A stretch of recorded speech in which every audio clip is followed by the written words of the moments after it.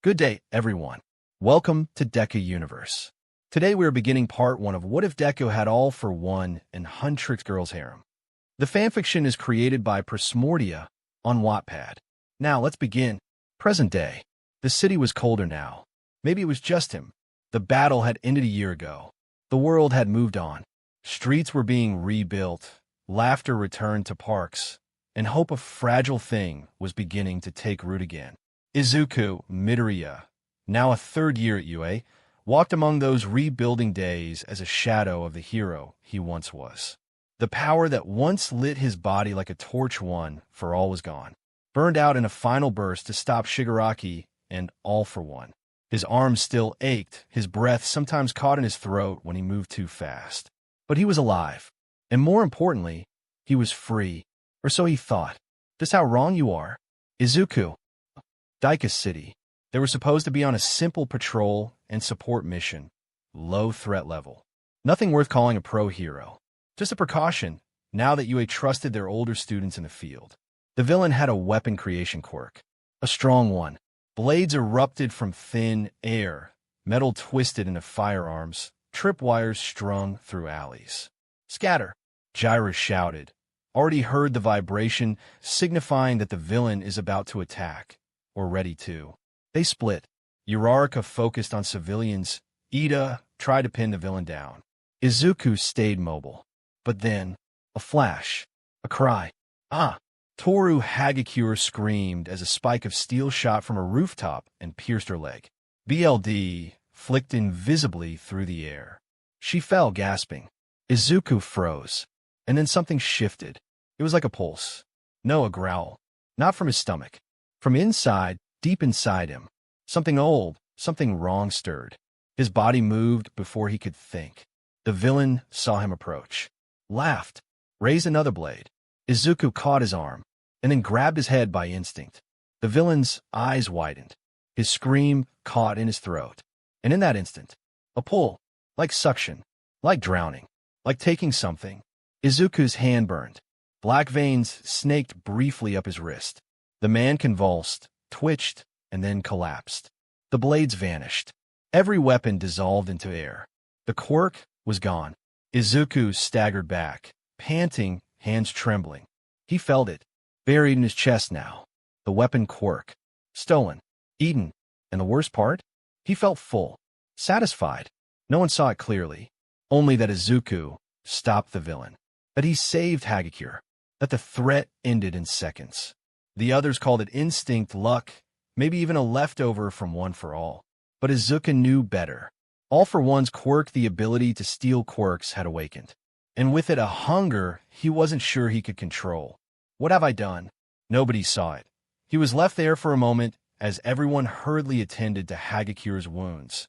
A blade dropped. Izuku used the quirk he stole from the villain. Somehow, inside him, it felt natural, like this was instinct acting in play. I took it. I took his quirk. Izuku clenched his fist. Izuku Midoriya POV.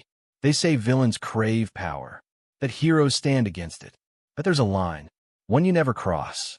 I crossed it, and no one knows. The shower's water ran hot, almost scalding. I watched steam rise off my arms, tracing invisible lines across scarred skin. I thought if I scrub hard enough, I'd feel clean again. But it's still there. That presence. That weight in my chest that didn't exist yesterday.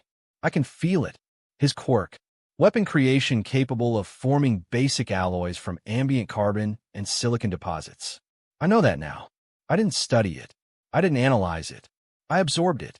It's like his quirk melted into my cells, and now it's just mine. No one taught me how. I didn't use a machine.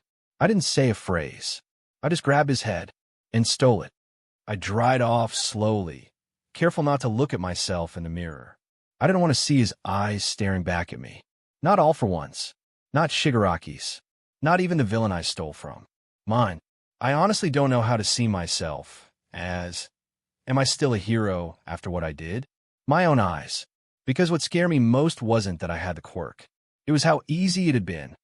Dorm room, 1:03 a.m. The others were asleep. I could hear Bakugo snoring down the hall like always. Kaminari was watching something on low volume, probably some late-night show with explosions and girls in swimsuits. Honestly, he might as well be watching Pawn. And me?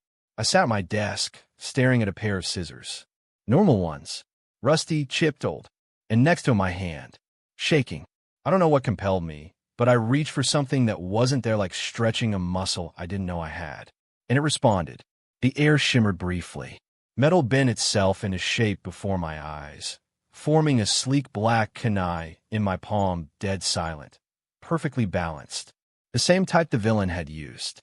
No blueprint, no engineering, just the will and the imagination to give it form. I dropped it.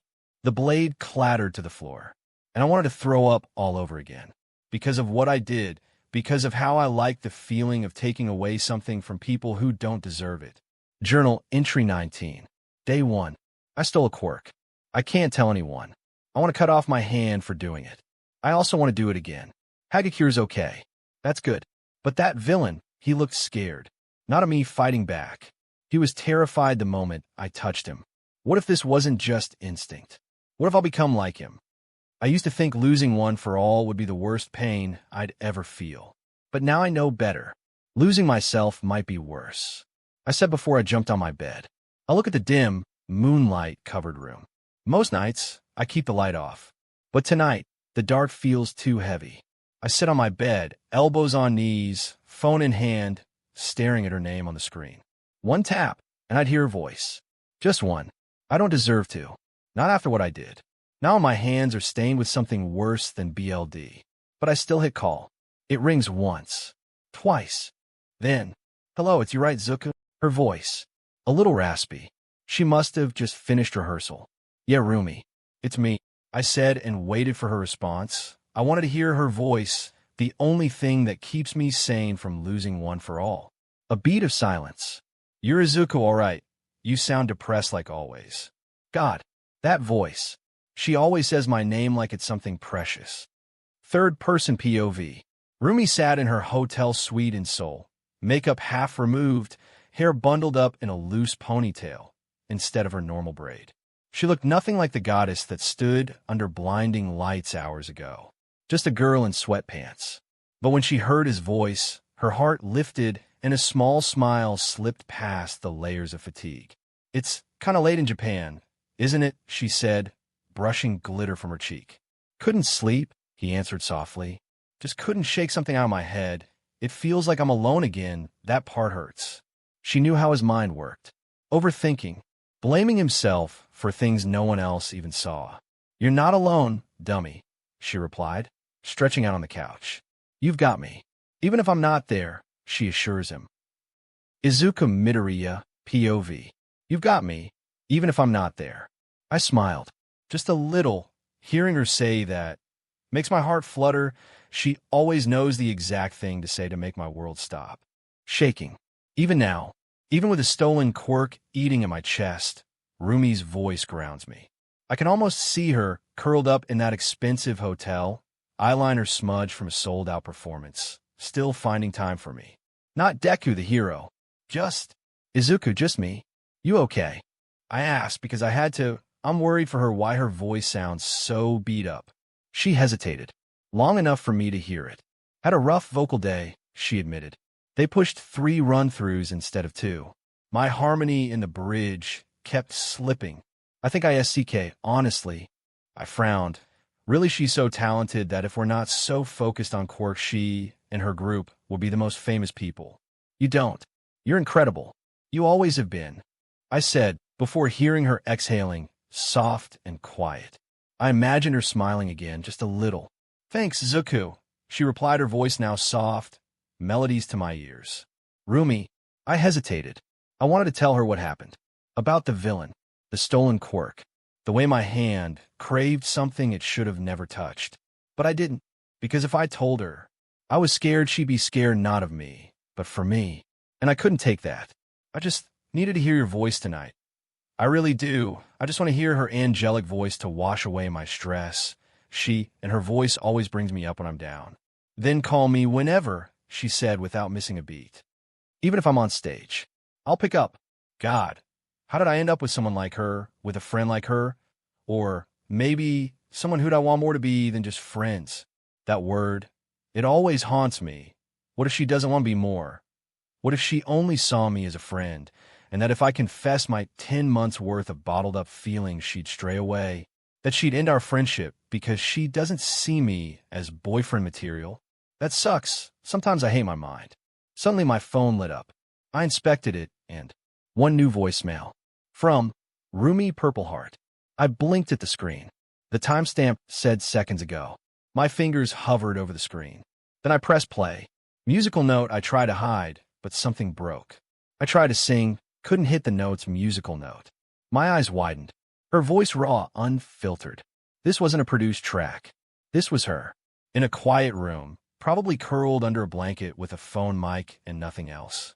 It was cracked and perfect all at once. My heart fluttered. Musical note, the words kept catching in my throat. I tried to smile. I was suffocating the musical note. I sat up slowly, breath shallow, the weight in my chest softening as each word brushed against it like fingers on a wound. I felt the ache behind her voice. The truth. She wasn't just singing for me. She was singing to me. Musical note, but here with you, I can finally breathe. You say you're no good, but you're good for me, musical note. My breath caught. Something fluttered in my ribs.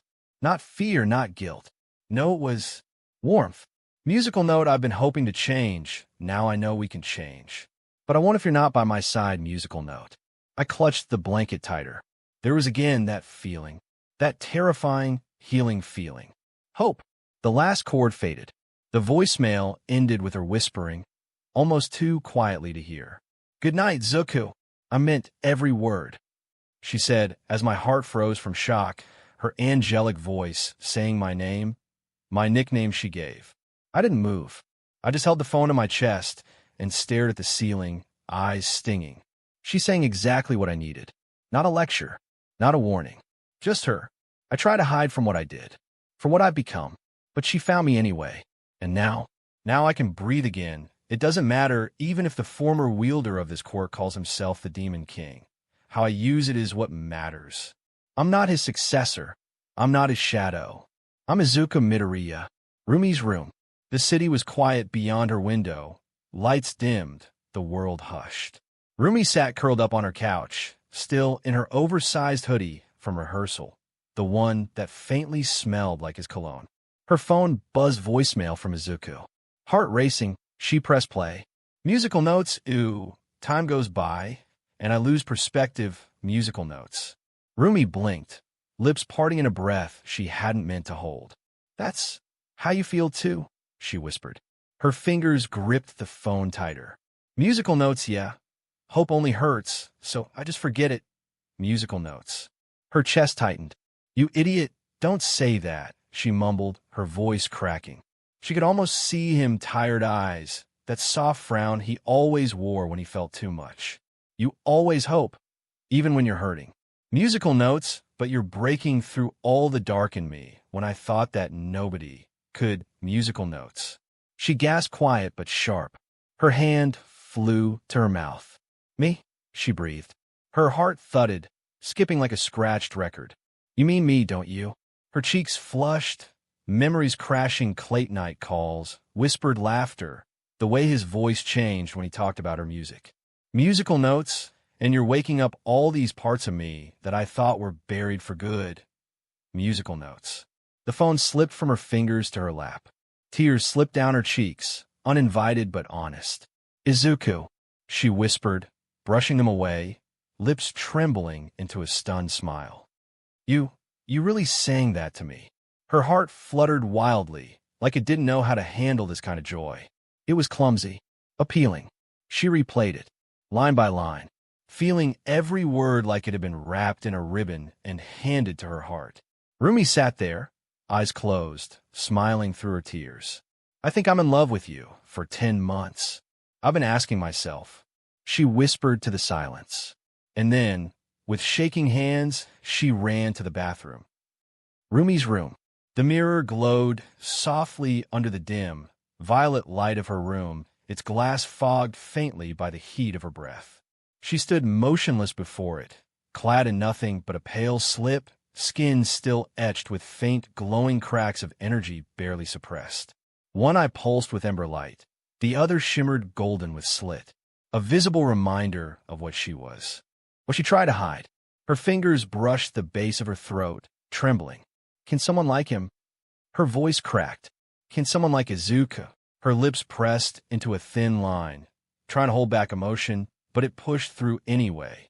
That gentle, aching doubt she never spoke aloud, not to Mira, not even to herself before tonight.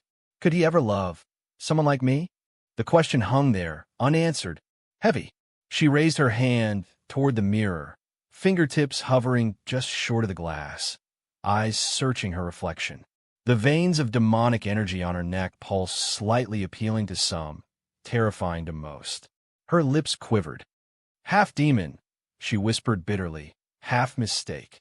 But even as those words left her lips, she remembered the way Izuku had looked at her soft, unafraid. Not with fear, not with judgment, just awe, like she wasn't a curse, but a miracle. She clenched her fists, breathing and shaky. "You're stupid, Rumi," she muttered to herself, trying to laugh, but it came out weak. Of course he couldn't. Of course not. But her heart betrayed her, echoing his voice in her memory. "You're breaking through all the dark in me," musical notes. She gritted her teeth. "Stop it," she whispered, but her cheeks warmed, tears threatening. Her heart fluttered, traitorous and hopeful. Despite everything, despite who she was, and despite the answer she feared, she still wanted to believe that maybe, just maybe, Izuku could love someone like her. Third-person POV. The scene opened to quiet a softness before the ache. A bedroom bathed in moonlight. A high-rise balcony under the city stars. Two souls, apart but not alone. Izuku stood in front of the mirror still, the voicemail long ended, but the rhythm of her voice still lived in him. In his chest. In his bones. He stared at his reflection once more, lips parted, and then he sang. Softly at first, uncertain, but each note grew with weight and longing. Across town, Rumi sat cross-legged on her bed, a notepad resting beside her and a half-eaten protein bar untouched. The voicemail she'd left still rang in her head, not just words she gave him, but words she meant for herself, too. She hummed quietly, then sang. Split screen. Two frames side by side. Two voices, one heart. Musical notes we could be free. Musical notes.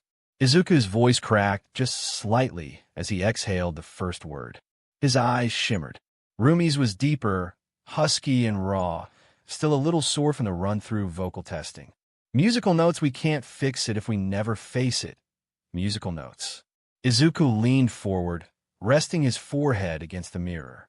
Rumi clutched her pillow tighter, eyes drifting to the ceiling. Musical notes, let the past be the past, till it's weightless. Musical notes. They sang together, the weight of their regrets peeling away line by line. Between imposter and this monster, I've been lost inside my head. Izuku's hand gripped the sink again. Rumi clenched her jaw, staring down at her open notebook. Scribbles of old thoughts blurred with fresh tears. Musical notes ain't no choice when all these voices keep me pointing towards no end. Musical notes. Both looked tired, bruised by the years, but both kept singing. Musical notes is just easy when I'm with you. No one sees me the way you do. Musical notes. Rumi leaned back in her bed, hand over her heart. Izuku let the mirror go, standing straight now, a tear finally trailing down his cheek. Musical notes, I don't trust it, but I wanted musical notes. The words fell like truth neither had said aloud before. Musical notes I keep coming back to. And they stopped, both frozen, as if they heard each other, as if the universe, cruel or kind, had whispered the other's name just behind the lyrics. Silence returned, but this time it wasn't hollow. It was shared, and somewhere in that silence, a heartbeat aligned with another. As Rumi faced her phone, a picture of Izuku. Izuku did the same with the picture of Rumi, as both sang the final word. Musical notes, you musical notes. Both whispered, as if they were talking about each other, as both smiled at each other's picture, imagining something that made their heart skip a beat. Zoe blinked as she caught a glimpse of Rumi's phone screen over her shoulder. Mira leaned in beside her, curiosity piqued. The screen had only flashed for a second, but the photo was already burned into their minds. A young man, green hair windswept, seated on a rooftop with the orange hue of a setting sun behind him. There was something heavy in his posture, like he was always carrying more than anyone else ever should. That wasn't, Zoe said slowly, setting down her Huntrix noodles. Mira squinted. Wait, was that Izuku Midoriya? Rumi froze for half a second, then casually turned her phone face down on the table. It's she muttered a bit too quickly. Zoe leaned forward. The Izuku Midoriya? As in, the guy who fought in the war? The one who faced both All for One and Shigaraki. Mira added, didn't he vanish for weeks back then reappear to save a whole city overrun by a villain that could control bodies? They looked at each other, the recognition dawning like lightning. Even if they had never gone into hero work themselves, they still remembered the headlines, the footage, the aftermath. Zoe tilted her head, stunned. Rumi, you know him? Rumi didn't answer right away. She ran her finger along the rim of her glass, avoiding their gaze. Myra's voice softened. You do, don't you? He's just a person, Rumi said eventually. Not some god, not a symbol. Just someone who's been through too much. Zoe gave a dry laugh. Yeah, an entire world saw him carry that weight. Even people outside Japan know his name. Everyone wanted to call him the Demon King's Slayer. Zoe exclaimed. She's a die-hard fan of Izuku's heroic exploits, the sports festival, the broadcast where she saw all of it.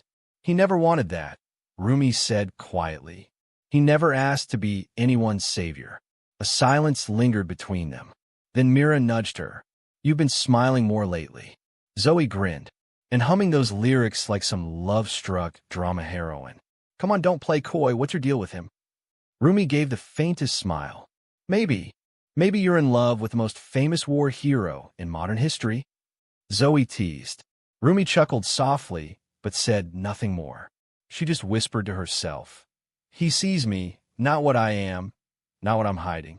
Just me. And that alone made her heart ache, maybe flutter in delight. He's that good? Now I like him more. Zoe pouts, realizing Rumi had a head start with her hero crush. You and me both, Zoe. You and me both. Mira huffed. She just realized that trying to go on a date with that heroic broccoli, she has some competitions among them. 3 of them like the same guy, but Rumi got the head start on them. You two like him. Rumi yelled. She just realized it just now. Rumi sighed at the headache she's about to experience. The morning air was sharp with the scent of dew and distant smog, familiar, grounding. Izuku jogged slowly through a quiet part of the district, arms pumping lazily, muscles sore from his earlier weapon creation training. He wasn't pushing himself. Not today. Today was about breathing, about pretending he wasn't drowning in guilt. He slowed to a stop near a park bench, placing one hand on the backrest as he caught his breath. No matter how much I train, I still feel like I failed back then. The war never really ended for him, not inside. That's when he heard it. Mew. A soft sound. Gentle. Curious. He looked down. There, sitting just beside his sneaker, was a small, dirty white kitten. Crimson-red eyes stared up at him, a crescent mark glowing faintly on its forehead. 2 bushy white tails with black patches twitched behind it, flicking lazily like they had their own thoughts. No collar, he murmured, crouching slowly. No tag. You're just out here alone. The kitten walked up, rubbing its head against his leg, then curling around him with a low, content purr. Izuku blinked, surprised, and then he smiled. Well, he chuckled, lifting her into his arms. Looks like the cat adoption system works after all. She nestled into his chest like she belonged there from the start. Later that day, back home at the dorms, Izuku placed her gently on the couch and turned to prepare tea. You really just picked me, huh? Bold of you. Behind him, her form began to shift. Without sound or warning, the kitten's tiny frame elongated. Flames ignited from her feet and tails. Her body grew, muscles rippling, fangs lengthening as she transformed into a massive, saber-toothed feline, infernal fire dancing along her sleek, dirty white fur.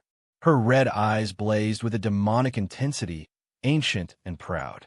And then, as if it were nothing, she shrank again, returned to the size of a small kitten, yawning wide as though the transformation had been nothing more than a stretch. By the time Izuku turned with the tea, she was swatting a coaster off the table, eyes wide and innocent. He narrowed his eyes. That wasn't normal, was it? She mewed sweetly. He sighed, amused. Of course you're more than you look. Why wouldn't you be? He sat beside her, stroking her fur. She leaned into his touch. I guess I needed you more than I thought, he murmured. Let's call you Kurara.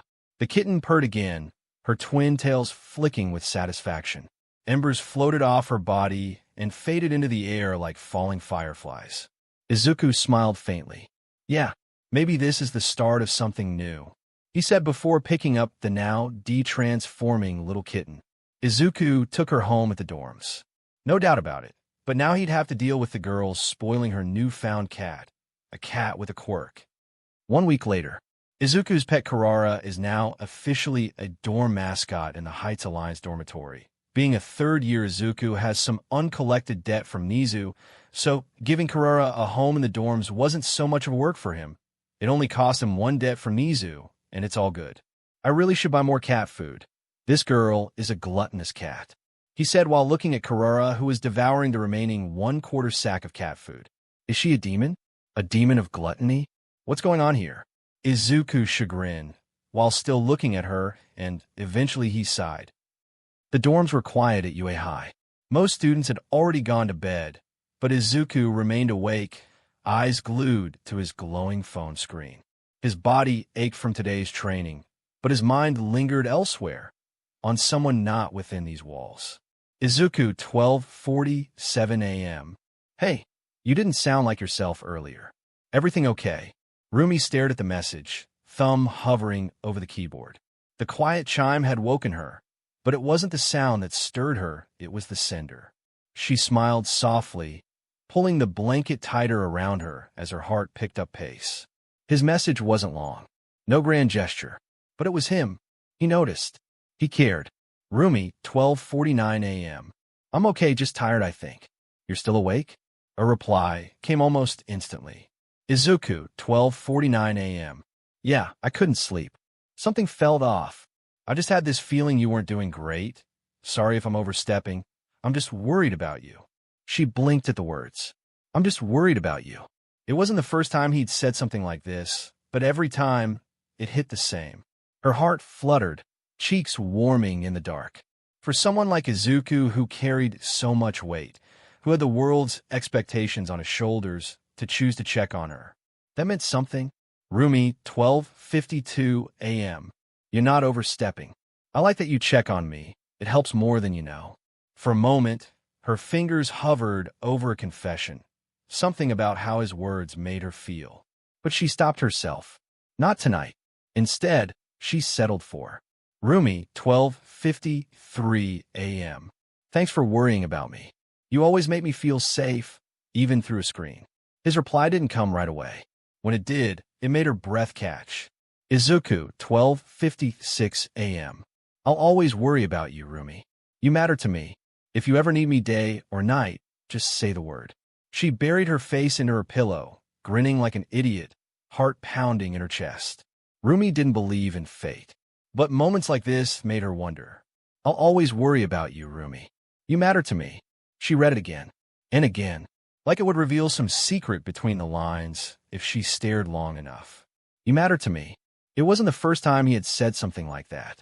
He'd always been sweet, gentle, thoughtful, a little awkward in his messages, like he rewrote every sentence 3 times before sending.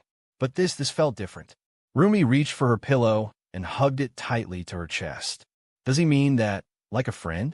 Or, that word matter clung to her ribs like something sacred. She wanted it to mean more. She needed it too. But a small voice whispered back. You're the girl who sent him that cursed-looking image of your demon eyes in a burst of honesty. You're not cute. You're intense. You're weird. She winced, remembering the photo. A close-up she'd sent during one of their deeper, talksome moment of vulnerability. Her eyes had glowed that unnatural hue, dark auburn irises slitted that looks like that of a demon. She meant it to be proof that she wasn't hiding anything from him. But afterward she'd panicked. "Sorry if I look scary," she had typed. He hadn't replied right away. Even now, the silence of that moment still echoed. But then, hours later, he had sent her a voice message, something he rarely did. "I don't think you look scary. I think you look powerful. Honest. Kind of appealing, honestly." She remembered exactly where she was when she played it standing barefoot in her kitchen, frozen in place, breath caught in her throat. Maybe he didn't say, "I like you," but he didn't flinch. He didn't look away. And now, tonight, "You matter to me." Was he dropping hints? Or was she just desperate to find signs where there were none? Her hand trembled slightly as she typed something, only to delete it, over and over, until finally she whispered into the quiet. Just maybe he does like her. Maybe the way he checks in, the way he listens, the way he never once called her eyes scary. Maybe it's all leading somewhere. And maybe, just maybe, she'd get the courage to tell him how she felt. Maybe he likes me, she had told herself for the 100th time that week. Her heart fluttered again as the notification pinged, a message from him. "Izuku, hey, you've been quiet today. You okay? Just checking on you again. I know I said I wouldn't bug, but I still worry." She bit her lip, warmth blooming in her chest. But then a second message came, this time with a picture. The image downloaded slowly. Her breath hitched. It was a close-up his eye, not the soft emerald green she remembered from photos or interviews. No, this was something else entirely. A brilliant storm of crimson and darker shade of red. The scara darkened slightly, making the color even more intense. Almost inhuman, more reptilian, similar to her own, a demon's eye. Beneath the picture, he had typed, "Izuku, thought I'd show you something too. My body's been changing. Not sure why yet, but, well, seems like we got something in common now, huh?" Rumi stared, her demonic eye, his reptilian crimson eye. Different but undeniably similar. She clutched the phone to her chest, eyes burning. "He really doesn't care what I look like," she thought, her mind racing. "He comforted me with his own eyes. Maybe those eyes could see beneath my demons. Maybe he could see beneath the scared woman and see the good in me." Her heart raced, not from fear, from hope, from the terrifying possibility that maybe, just maybe, he wasn't scared of her at all. He might even understand her. And maybe, just maybe, he felt something too. Rumi stared at her phone for what felt like an eternity. His messages, his photo, that soft, heartfelt reassurance. Her heart pounded against her ribs. No more guessing, no more wondering, no more waiting. She tapped open their chat and began typing. Paused, deleted, rewrote. Then, with trembling fingers, she hit record. "Rumi, voice message. Izuku, I didn't want to admit it before because I thought I'd scare you off. I mean, look at me. You saw the picture, right? That wasn't some cosplay trick. That's me. That's what I am. And still, you keep checking in, like I'm something worth caring about. You make me feel like I'm normal, like I'm wanted. And I think I've fallen for you. Yeah, I'm saying it. I like you, Izuku. I really, really do." She closed her eyes as it sent, her finger hovering anxiously over her screen. The message showed seen. A full minute passed. Then, too, her phone buzzed. "Izuku. Rumi." Another ping. "Izuku, voice message. Thank you for being brave enough to say it first. Because I feel the same. I kept holding back, thinking maybe I was imagining it. But I wasn't. You've been on my mind since the day we matched. You could have had fangs, horns, demon wings, I wouldn't care. I fell for you, Rumi. The girl who listened to my dumb rants. The one who joked about stealing my hoodies, who made me smile at 2 a.m. on nights I thought I'd lost everything." There was a pause, then a quiet chuckle. "We're official now, okay?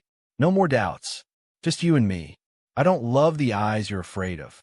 I love the woman behind them." Her breath hitched. Her phone slipped from her fingers and landed softly beside her pillow. For the first time in a long time, Rumi cried, but this time, it wasn't out of fear or guilt or self-loathing. It was relief, joy, love. She whispered into the silence, smiling through her tears. "Yeah, we're official now. I'm yours in your mind. Today marks the day that two people, with their own demons, had become a couple by accepting each of their demons, loving one another without being scared of the demon behind each of them. One born from love of a human and a demon, the other a hero cursed to bear the quirk of the Demon King, the symbol of fear. The UA dorms were mostly silent. The hum of distant city life from Izuku barely reached the sturdy walls, and the moonlight spilled softly through the narrow dorm window of Izuku Midoriya's room. He sat quietly at the edge of his bed, the weight of the day hanging from his shoulders. No injuries, no villain attacks, no training gone wrong, just a silence that gnawed deeper than noise ever could. His gaze flicked up to the mirror hanging on his closet door. And there it was again, his own reflection, but not quite. The same freckles, the same unruly green curls, only this time the hair was snow white, and the eyes, a piercing Bielda red hue that felt far too calm. Izuku didn't move. "You really think she'll accept you?"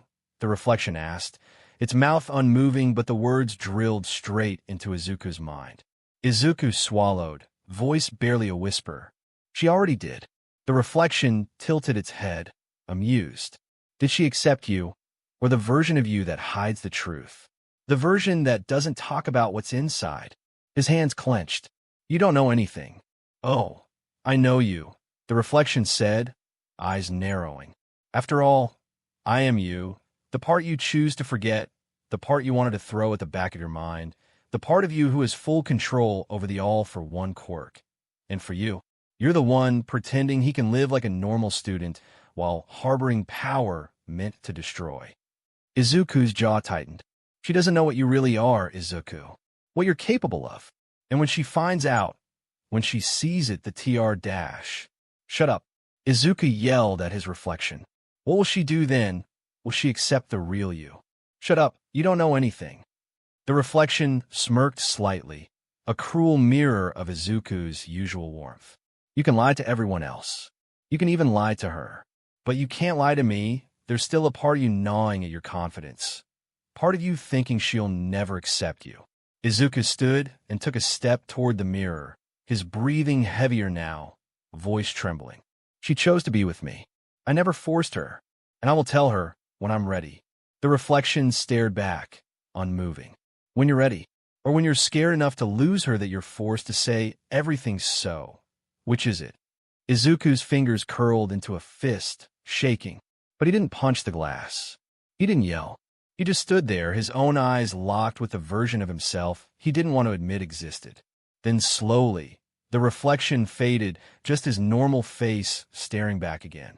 Green hair with streaks of white and tired eyes. He turned away and sat back down on the bed. "She'll accept me, I hope," he pleaded to the one above. "She already accepted me as her boyfriend. Maybe she could accept the real me too." For a moment, the white-haired reflection of him appeared behind him.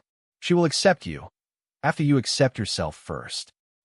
The evening air in Seoul was still, the neon lights of the city softly reflecting through the tall apartment windows of the Hunter/X residence. Laughter and low music hummed from the living room where Zoe and Mira lounged, half watching a show and scrolling through their phones. But in the far end of the apartment, Rumi stood alone in her personal room, door shut, lights low facing a tall mirror that shimmered ever so faintly with a hue only she could perceive. And reflected back at her wasn't just her own image. Seriously, her demon self purred, eyes glinting gold with malice, the same twisted smirk playing at her lips. "You really think he'll love you for what you are?" Rumi's fists clenched at her sides. "He already does. We're together now." The demon tilted her head mockingly, long braids swaying behind her like a serpent. "Oh, and how long do you think that will last once he sees the real you? The part that's hiding under all that glitter and mascara. You can't hide the real you under foundations and makeup. You don't know him." Rumi interjects. "Oh, but I do. I've seen the way your heart races when he messages. The way you dream about him, cling to his voice. You're terrified, Rumi, because you know the truth." Rumi stepped closer to the mirror, defiance burning behind her eyes. "The truth is, he accepted me even before I did. He doesn't care what's inside. He looks at me, the whole me." The demon's grin faded slightly, a twitch of something resentful flashing behind her gaze. Outside the room, Mira glanced up from the couch. Yo, she's been in there a while. You think she's okay? Zoe scoffed, but her tone was wary. She's probably talking to herself again, or stalking Izuku Midoriya's Herogram account. Back inside, Rumi touched the surface of the mirror, her voice softer now. He makes me feel like I'm not some monster. You don't get to take that away. Her demon self simply smirked once more before fading into the glass like mist, leaving Rumi alone with her reflection and her pounding heart. She exhaled and turned, stepping away from the mirror. He saw what you are, what we are, and he simply called it appealing. He wouldn't say that if he doesn't like me. She wasn't going to let the doubt win. Not this time. The skies above UA were overcast, casting a muted light over the training grounds behind the dorms.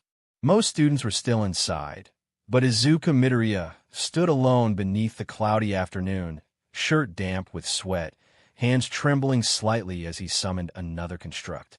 The air shimmered, and a jagged dagger flickered in a form only to splinter and break apart before it could fully solidify. Come on, just work with me. Izuku muttered, frustration creeping in. The weapon creation quirk was powerful, versatile even, but also maddeningly specific. Each weapon had to be envisioned in total detail. The design, structure, utility, and sometimes even the emotional purpose behind it.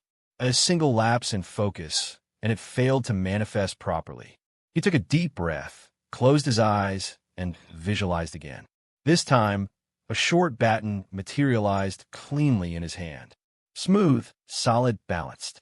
He held it in a reverse grip, letting it settle into his palm. Better. A quiet ding from his phone snapped his attention. He checked the screen, already recognizing the notification tone. Rumi dizzy. Voice message 013. Just finished rehearsal. Morning sucked. Hope your training's going better than mine. He smiled faintly and sat down on the edge of the training platform, tapping out a reply through the chat app they used. Izuku, rough morning? Want to talk about it? The reply came quickly. Rumi dizzy. Just stressful. We redid the same song over and over again. Myra's frustrated, Zoe's on edge, and I think I screamed too hard during the chorus. I'm not in the mood to complain out loud, though. Izuku paused, fingers hovering above the screen. He knew Rumi well enough to know when to give space, but also when she needed a gentle nudge. Izuku, you don't have to talk if you don't want to, but if you ever feel like sending me the song, even the rough take, I'd love to hear it. I really just want to hear your voice. The typing bubble appeared, then stopped, then returned. Finally, Rumi dizzy. You're such a sap, babe, but maybe later I'll send it's going to be rough, but bear with me, okay? Izuku smiled again, this time softer. She called me babe. Maybe that's our couple call sign. Now, maybe I should use it too. Butterflies are already flying around his stomach. The excitement in him was unfathomable. He leaned back on the bench, a weapon creation made sword still resting in his lap, looking up at the gray clouds above. Thousands of kilometers separated them, but somehow it didn't feel so far. It was nearly 1 a.m. when Izuku lay back in his dorm bed, the moonlight cutting faint silver shapes across his ceiling. Everyone else in Class 3 had long since gone quiet. Only the soft hum of electricity and the occasional gust of wind brushing against the windows filled the silence. His phone buzzed gently beside him. Rumi dizzy. Voice message 041. He immediately pressed play. Her voice came through the speaker, low and a little hoarse, like she'd been singing for hours. Still appealing in its rawness. Hey, don't know why I'm doing this. Maybe because I'm too tired to think straight, or maybe because I didn't like how we left it earlier. I'm okay now. Mira, stop sulking. Zoe gave me her weird energy drink, and I managed to redo the second verse. Still not perfect, but you know better. She paused for a beat before continuing, her voice softening. Babe, thanks for just being there. I know we're miles apart, and we don't always get to talk like we used to, but somehow, even your dumb little messages help me breathe. There was a small laugh, quiet but genuine. Rumi dizzy. You said you wanted to hear my voice? Fine. Here. The next few seconds were filled with gentle static, and then, her voice singing a soft, strppd down version of their newest track. No background music, no effects, just Rumi, raw and unfiltered, whisper singing under her breath. Musical notes: I'm not broken, just bruised. Falling slow, but I choose to believe you'll catch me. If I dash musical notes. She stopped abruptly, and her breath hitched in a small, embarrassed cough. Okay, I'm cutting it there. You better not save that clip, or I swear I'll haunt your dreams. Another soft buzz. Rumi dizzy. Don't make fun of me. Faced with steam from nose. Izuku just stared at the screen for a moment, then slowly smiled. Izuku. Never, you sound so amazing. He hesitated for a second, then tapped the microphone icon and recorded a voice reply of his own, whispering so he wouldn't wake anyone. Izuku. You always do, even when you think you don't. A moment of pause passed before Izuku's phone buzzed again as Rumi wrote a reply for him. Rumi dizzy. I love you, Izuku, always. Izuku. I love you too, Rumi, forever. Both smiled before they put their phones down. While smiling, each of them were putting their hands on their chest, as both uttered something only the wind could carry even for miles. I love you. UA's gymnasium was empty at midnight, dimly lit by overhead panels set to night mode. Izuku had the room to himself just how he preferred it. No students, no expectations, just sweat, silence, and the echo of his own heartbeat. The portable speaker in the corner crackled before the instrumental started. He took a deep breath, tied the sleeves of his hoodie around his waist, and faced the wall-length mirror. This was his 6th run-through tonight. But unlike the rest, this one mattered. He needed to be on her level, not just watching Rumi shine on stage from behind his phone screen. Not just cheering her on. No, dancing with her, singing beside her, standing as her equal, someone who's worthy of someone like her. The music began. He moved. Musical note: long time ago, I had my own little show. He spun with a theatrical bow, one hand raised high, a bittersweet smile on his face. Musical note was an appealing, lovable angel. He stretched both arms wide, stepping forward in time with the beat slow, like he was reaching for something that had long slipped away. Musical note, but he took the spotlight, shining so bright. Izuku covered his eyes, body hunched as if blinded. Musical note left me to fade away. He fell to one knee, fingers brushing the floor like he was vanishing into it. Musical note, but honey, now the turn is mine. He sprang up, sharp, full of fire. Chest forward, confidence forced through the exhaustion. His eyes intense, and the mirror burned with purpose. He pushed through the verses, each line getting harder to sing without breath. But his voice held, wavering, wounded, but real. Musical note, you told me what to do and what to say. I couldn't escape. Izuku's hands mimicked strings being pulled puppet-like. He spun in place, as if trapped in choreography not his own. Musical note, you gotta choose the ending of my fate. You put me astray. He froze mid-pose, chest heaving, fingers trembling. But he didn't stop. The beat kicked up. So did he. Musical note, but not anymore. I'm in control. He stomped hard, spinning sharply, voice growing more confident with every note. Musical note, I have the stage, you can't turn the page. He pointed at the mirror, as if daring his own reflection to disagree. Musical note, now all eyes on me. His hand swept toward an imaginary audience. In his mind, there was thunderous applause. All of it for him. He danced harder now. Steps clean. Movements fierce. Every motion punctuated by years of physical training. Now repurposed into something artistic, into something hers. By the time he hit the bridge, sweat poured from his hair, his muscles ached, and his voice cracked from strain. But he didn't stop. He couldn't. Musical note, you don't know what it's like to drown away in a puddle of shame. His steps slowed, more deliberate now, like struggling through thick water. His chest rose and fell with raw emotion. Musical note, you. Yes, you made me insane. He pointed again at the mirror, this time not as an accusation, but as a challenge. To himself. The final chorus roared in his ears. He gave it everything. Every last drop of air, of pain, of fire. His body moved like he wasn't a hero anymore, but an artist. A performer. He understood her world now. Just a little more. When the music finally stopped, Izuku dropped to the floor, sweat pooling under his back as he stared up at the gym ceiling. Chest heaving, throat raw, muscles trembling. But he smiled, not because he was perfect, but because for the first time in a long while, he felt like he belonged in her orbit. I'm doing this, so I'm worthy of her love, of her praise, of everything she is, he thought as Rumi flashed in his mind. The stars were just beginning to shimmer above UA high as the last light of day faded into a deep blue. Izuku Midoriya strolled quietly along the stone path behind the dorms, his hands tucked into the pockets of his jacket. Beside him walked a smaller figure, bundled up in a soft hoodie and carrying a stuffed green rabbit in her arms. Eri looked sleepy but content, her white hair swaying gently with each step. They didn't speak much. They didn't have to. Eri liked the quiet. She liked it best when Izuku didn't fill it with too many questions or too much worry. He just walked with her. Let her think. Let her feel safe. After a few minutes, they found their usual bench beneath the tall campus tree near the courtyard. The lantern above them buzzed softly, casting a warm light. Izuku sat down first and patted the space beside him. Come on, Eri, let's rest a little. Here, have a seat. She nodded and climbed up, hugging her bunny close. Her feet barely touched the edge of the bench. She leaned into him without a word. Izuku looked up at the sky, then back down at her. You tired already? He asked quietly. A little, she murmured. He smiled.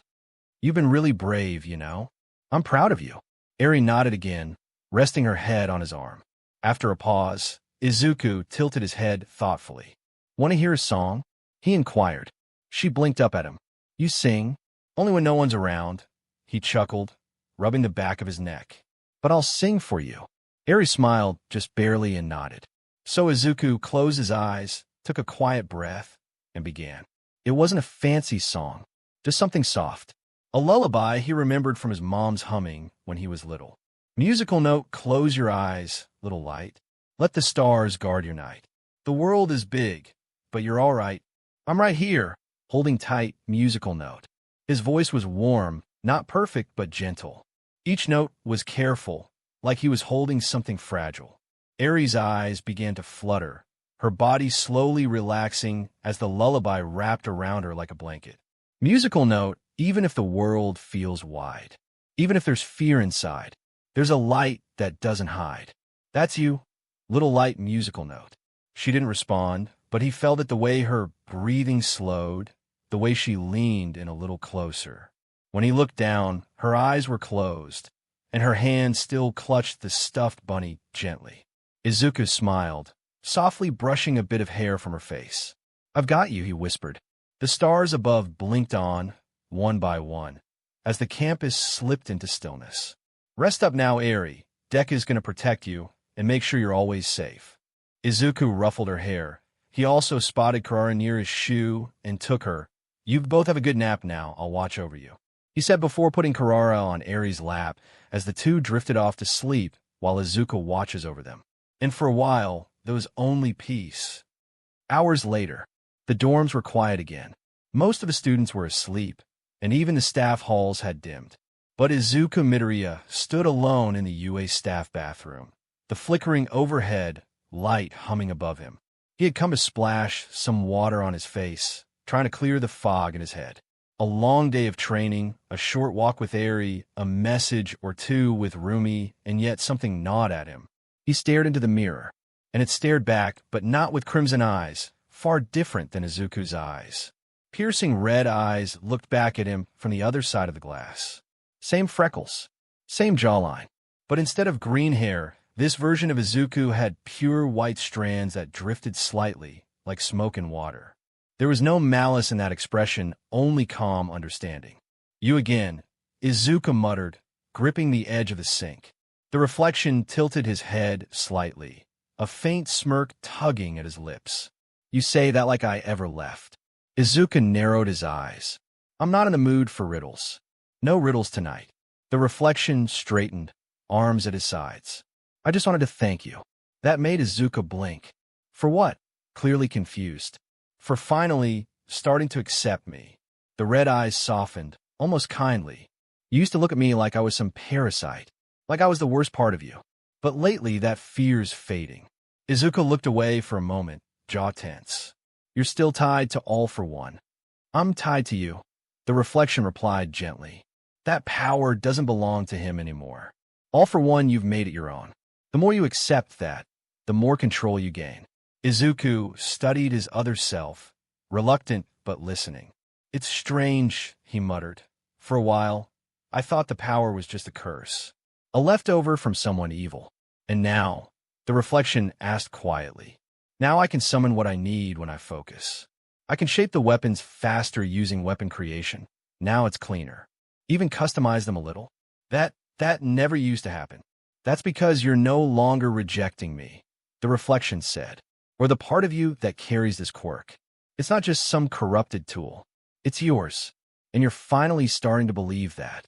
A silence settled between them, charged with unspoken memories. Izuku slowly exhaled and looked his reflection dead in the eye. If I ever lose myself to it, you pull me back. You hear me? The reflection gave a quiet nod, eyes glowing like coals. I'll do more than that, he said. I'll remind you who you are and who you fight for. Izuku gave a faint, tired smile. Thanks, me. I really appreciate that. And just like that, the red eyes faded, only displaying Izuku's reflection of his true self. White hair, piercing crimson eyes. He's whole now. He had accepted the other self he has within him, and through that he truly awakened the quirk, All for One. Izuku crouched atop a cracked rooftop, eyes fixed on the alley below. The city was quiet, unusually so, but Izuku had learned that silence was often a predator's lullaby. Somewhere in the maze of streets was a man who didn't deserve the power. He held a villain who slipped through the law's fingers every time, leaving only echoes and corpses behind. Teleportation, a rare quirk. Tactical, slippery, devastating in the wrong hands. Izuku clenched his fists. Exactly the kind of quirk All for One would have taken without question. But Izuku wasn't him. Not yet. A flicker of movement in the alley. There, in a blink, Izuku was airborne, silent as the wind, descending with pinpoint precision. The villain turned, startled but too late. Izuku's boot slammed into his jaw, sending him crashing through a stack of rotting crates. You're fast, Izuku said coldly, stepping forward, but not fast enough to escape consequence. The villain spat BLD, eyes narrowing. Izuku Midoriya, you don't even have a quirk. What makes you thin dash? I don't need one, Izuku interrupted. But I do have a curse. His fingers glowed with a faint pulse, black and red, alive, hungry. The man's expression twisted from arrogance to terror. I've watched you murder 5 heroes this month. You teleport in, slit a throat, vanish again. Efficient. Cowardly. Izuku raised his hand. I'm taking what you never deserved to begin with. No, don't eat a dash too late. The air shimmered.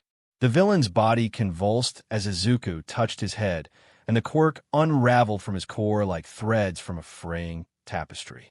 For a second, Izuku saw his own reflection in the villain's eyes, sharp, merciless. The glow faded. The man collapsed, unconscious. Izuku stood still for a moment, breathing hard. The new quirk stirred inside him a spark of foreign instinct. His mind raced with possibilities. He could leave without a trace. He could be everywhere and nowhere. He could disappear. But the aftertaste was bitter. He didn't enjoy taking quirks. Not even from monsters. He didn't want to become that man. He activated the quirk, vanishing into mere fwash of air and reappearing on a distant rooftop, alone once more. Wind whispered through the city. One more step away from the hero he used to be.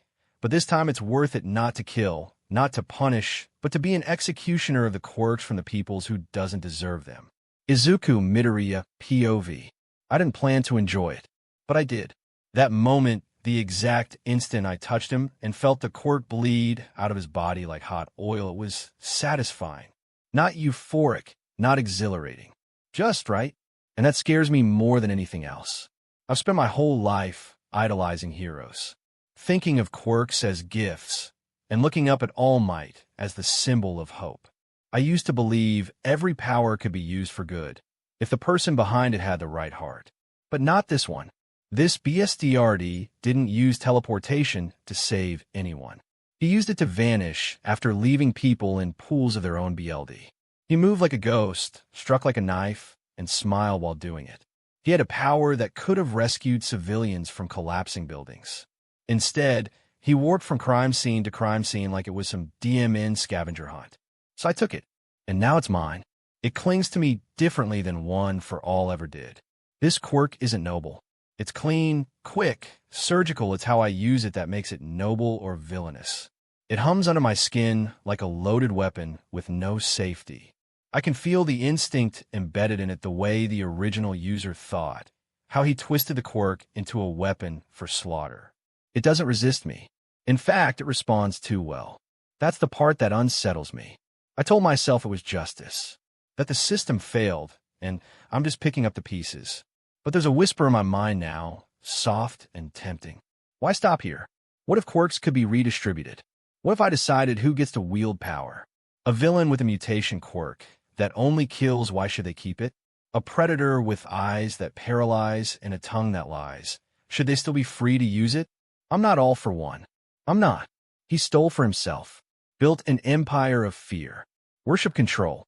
I'm not him, but I understand him now, more than I ever wanted to. I teleport now without thinking, across alleys, across districts. I don't need to run or plan or even breathe before I'm gone. I watch people from rooftops, sometimes unnoticed, just to see if they'll do something wrong. I'm not acting on it yet, but I'm watching, and maybe that's the problem. Heroes follow the law, but the law doesn't always follow justice. I was a symbol once. Now, I'm becoming a shadow. And the worst part? I don't hate it. I loved it. That was what unsettles me the most, the thought of taking what makes villains special and adding it to myself. The ceiling fan turned in lazy circles overhead, pushing warm afternoon air across the room. Rumi lay sprawled across her bed, tank top clinging to her curves, hair slightly damp from her earlier shower. One leg draped over the edge, the other curled under her. The world was quiet, soft, golden light casting long lines through the blinds. She exhaled through her nose, bored out of her mind, until, whoosh, there was a sudden presence, a blink, a breath, and strong arms wrapped around her waist from behind. Her body tensed as someone nozzles their nose on her light purple braided hair. "Babe?" she asked. No answer, just his face now moved and buried in her neck, breath shallow, clutching her like the world was slipping out from under him. She eased into it instantly, her hand brushing through his messy hair. "You okay?" she asked, then glanced. She was right. It's Izuku, her boyfriend. His voice was raw. "I took it." "Took what?" Rumi asked. "His quirk. I didn't need it. I could have ended him another way." His grip tightened slightly. "But I wanted it. I wanted it, Rumi. I wanted the quirk and the future he could never do, killing more people with the gift he was given." She froze for a second. Her fingers paused, then resumed their gentle rhythm. But her voice came low, careful. How? She already has an idea, but she didn't think one bit that Izuku would have that quirk. While she was little, she feared another villain other than GWMA, and it's all for One. He didn't answer right away. The words felt heavier than steel, rusted with guilt and old secrets. "I have all for One's quirk," he said finally. Rumi's hand stopped again, resting flat on his head.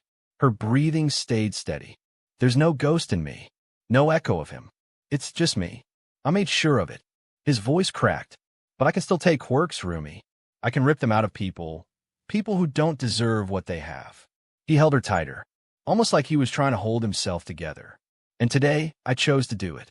Not for the mission, not to protect someone, just because I wanted to, and that scares me more than anything else."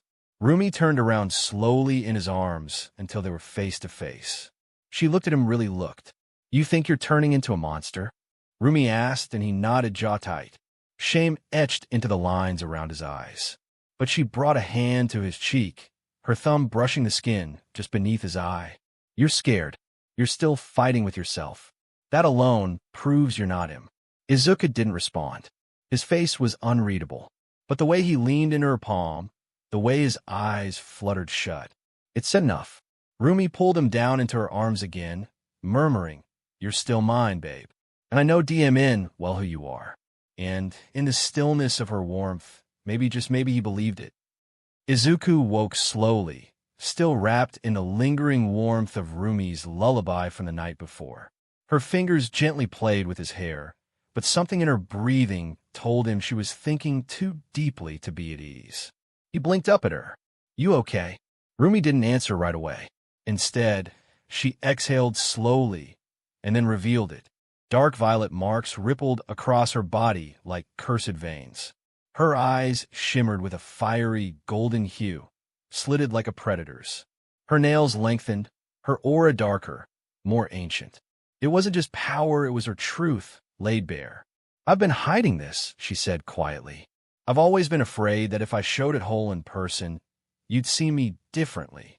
Izuku sat up, brushing his fingers along her cheek without flinching. "Your demon," before he continued.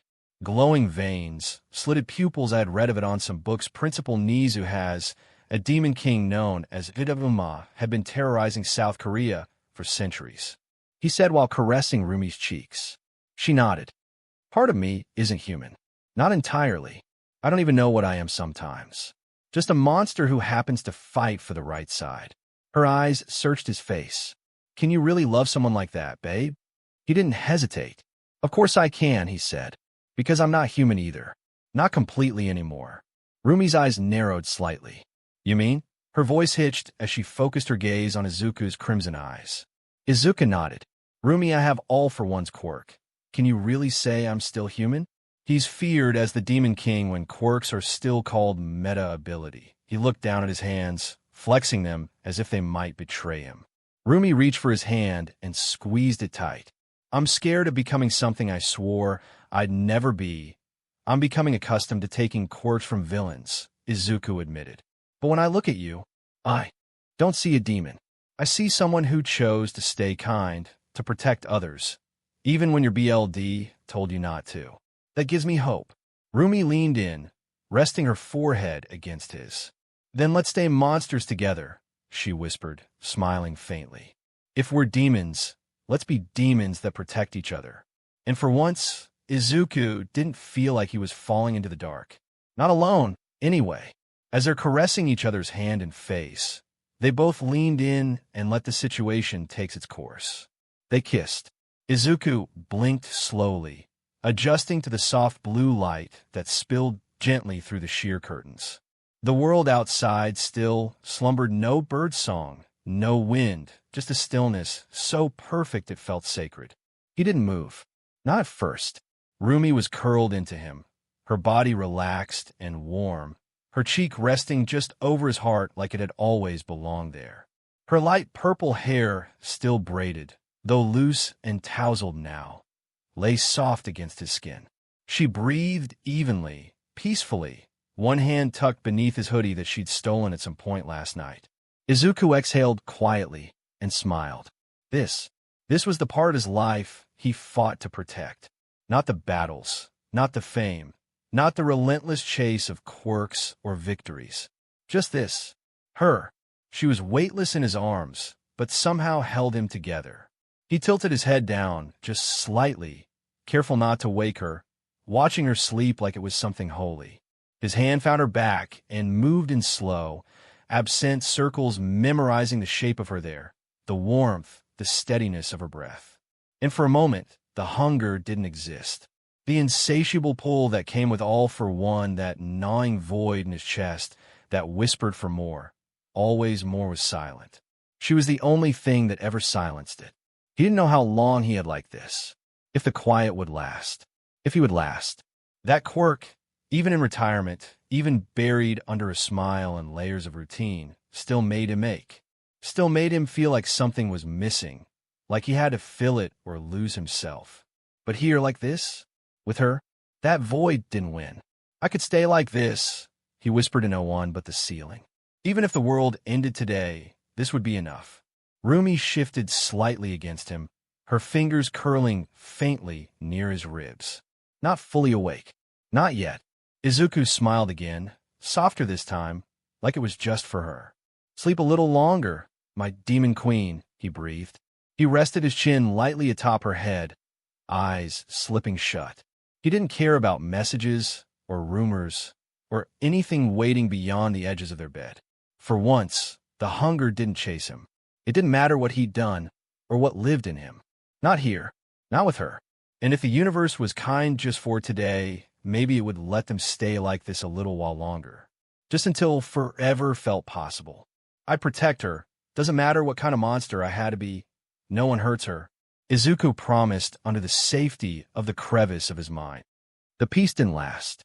"Figures you'd write some comedic relief. I hate you, author-san." Bishwa? Not that Izuku really expected it to.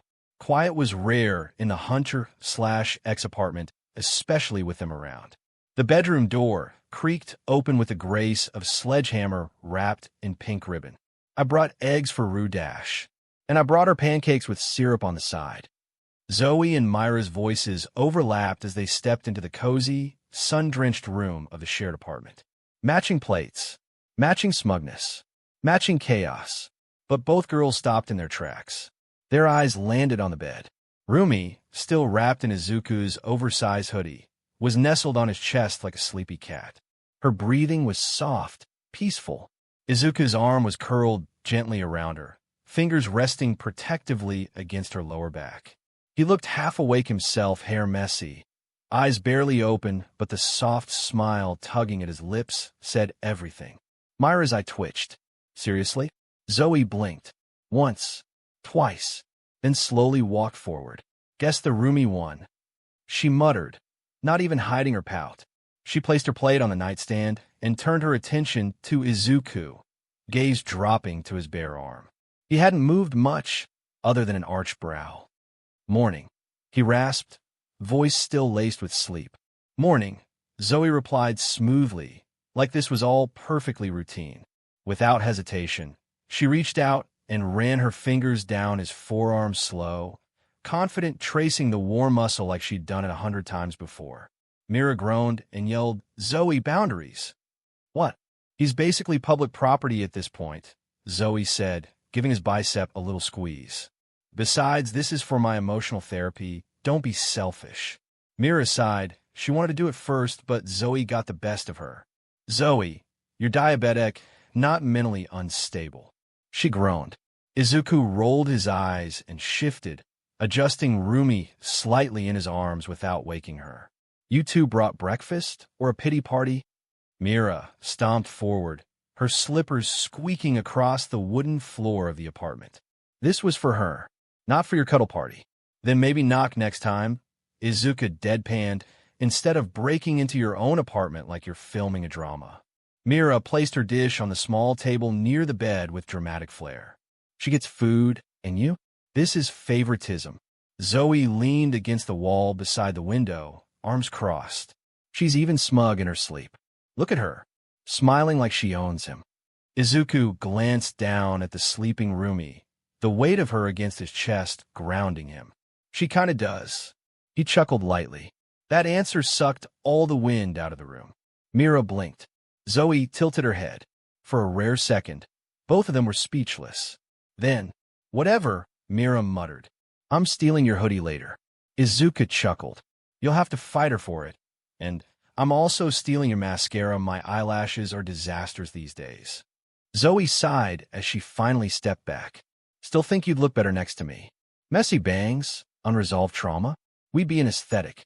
I already have unresolved trauma."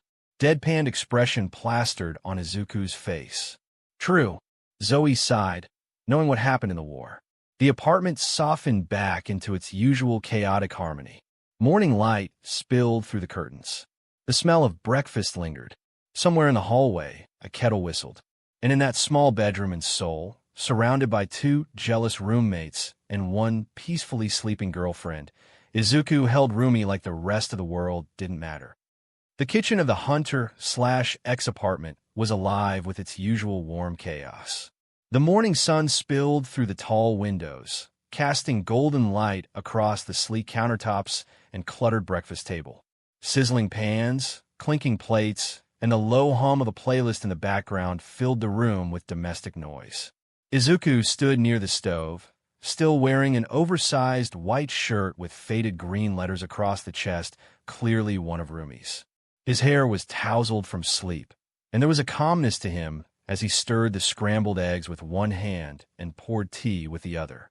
"All right," he said, glancing over his shoulder. "Mira, eggs over hard." Rumi Fluffy scrambled, still asleep. "And Zoe." His voice trailed off as Zoe walked in with a powdered mochi donut already halfway to her mouth. Mira squinted from her seat at the kitchen island. "Seriously?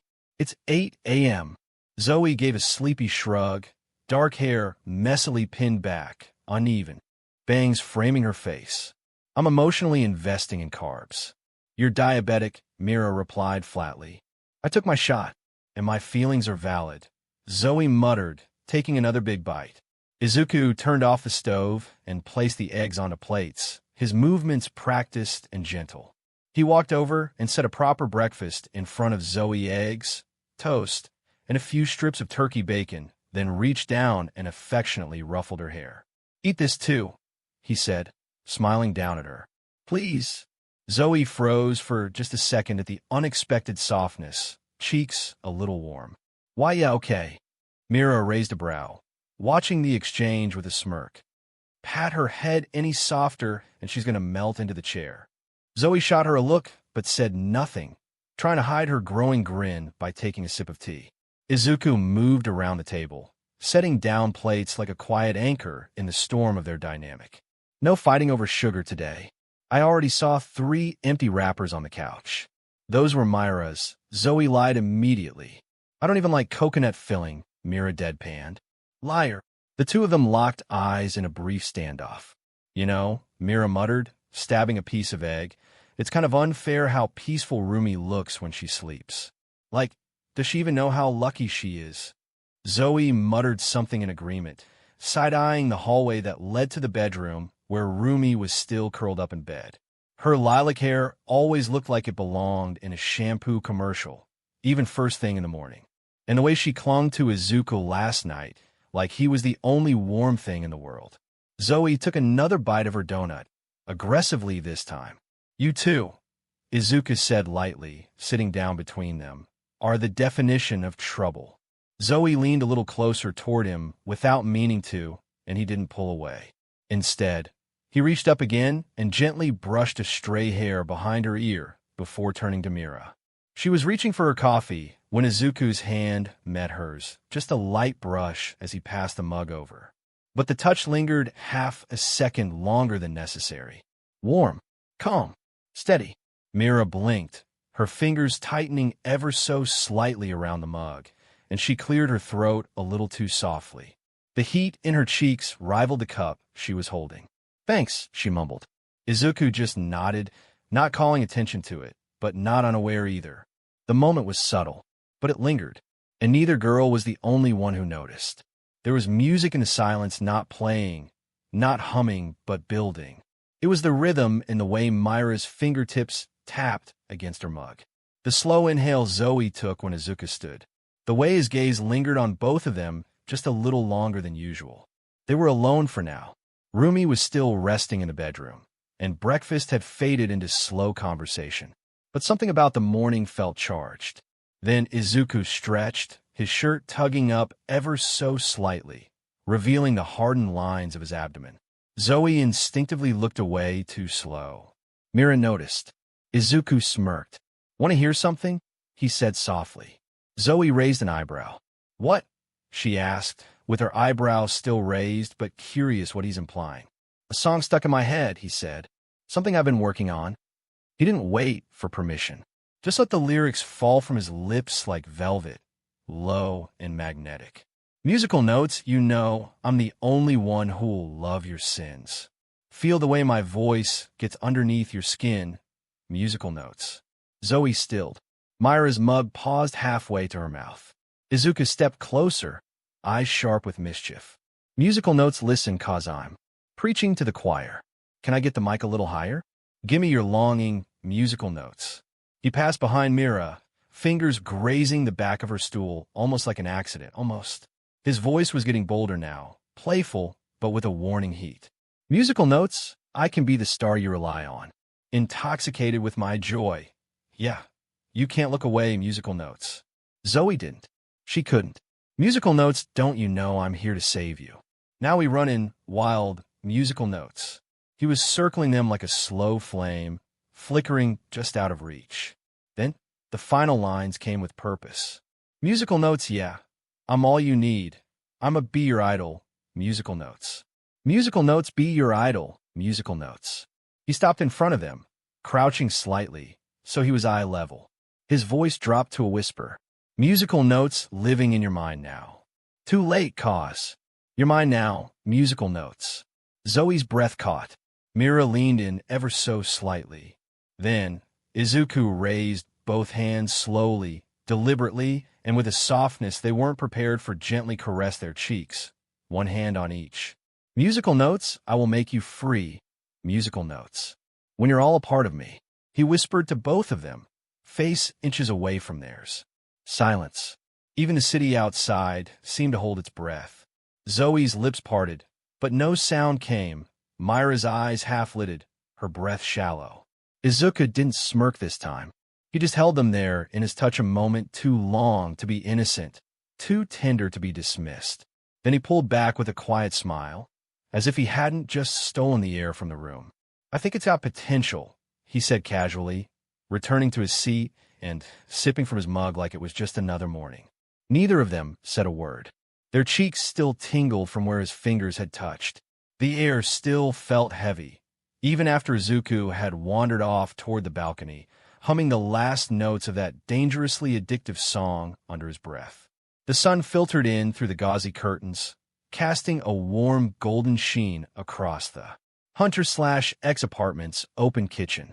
Zoe sat frozen in her seat, legs crossed tight under the table.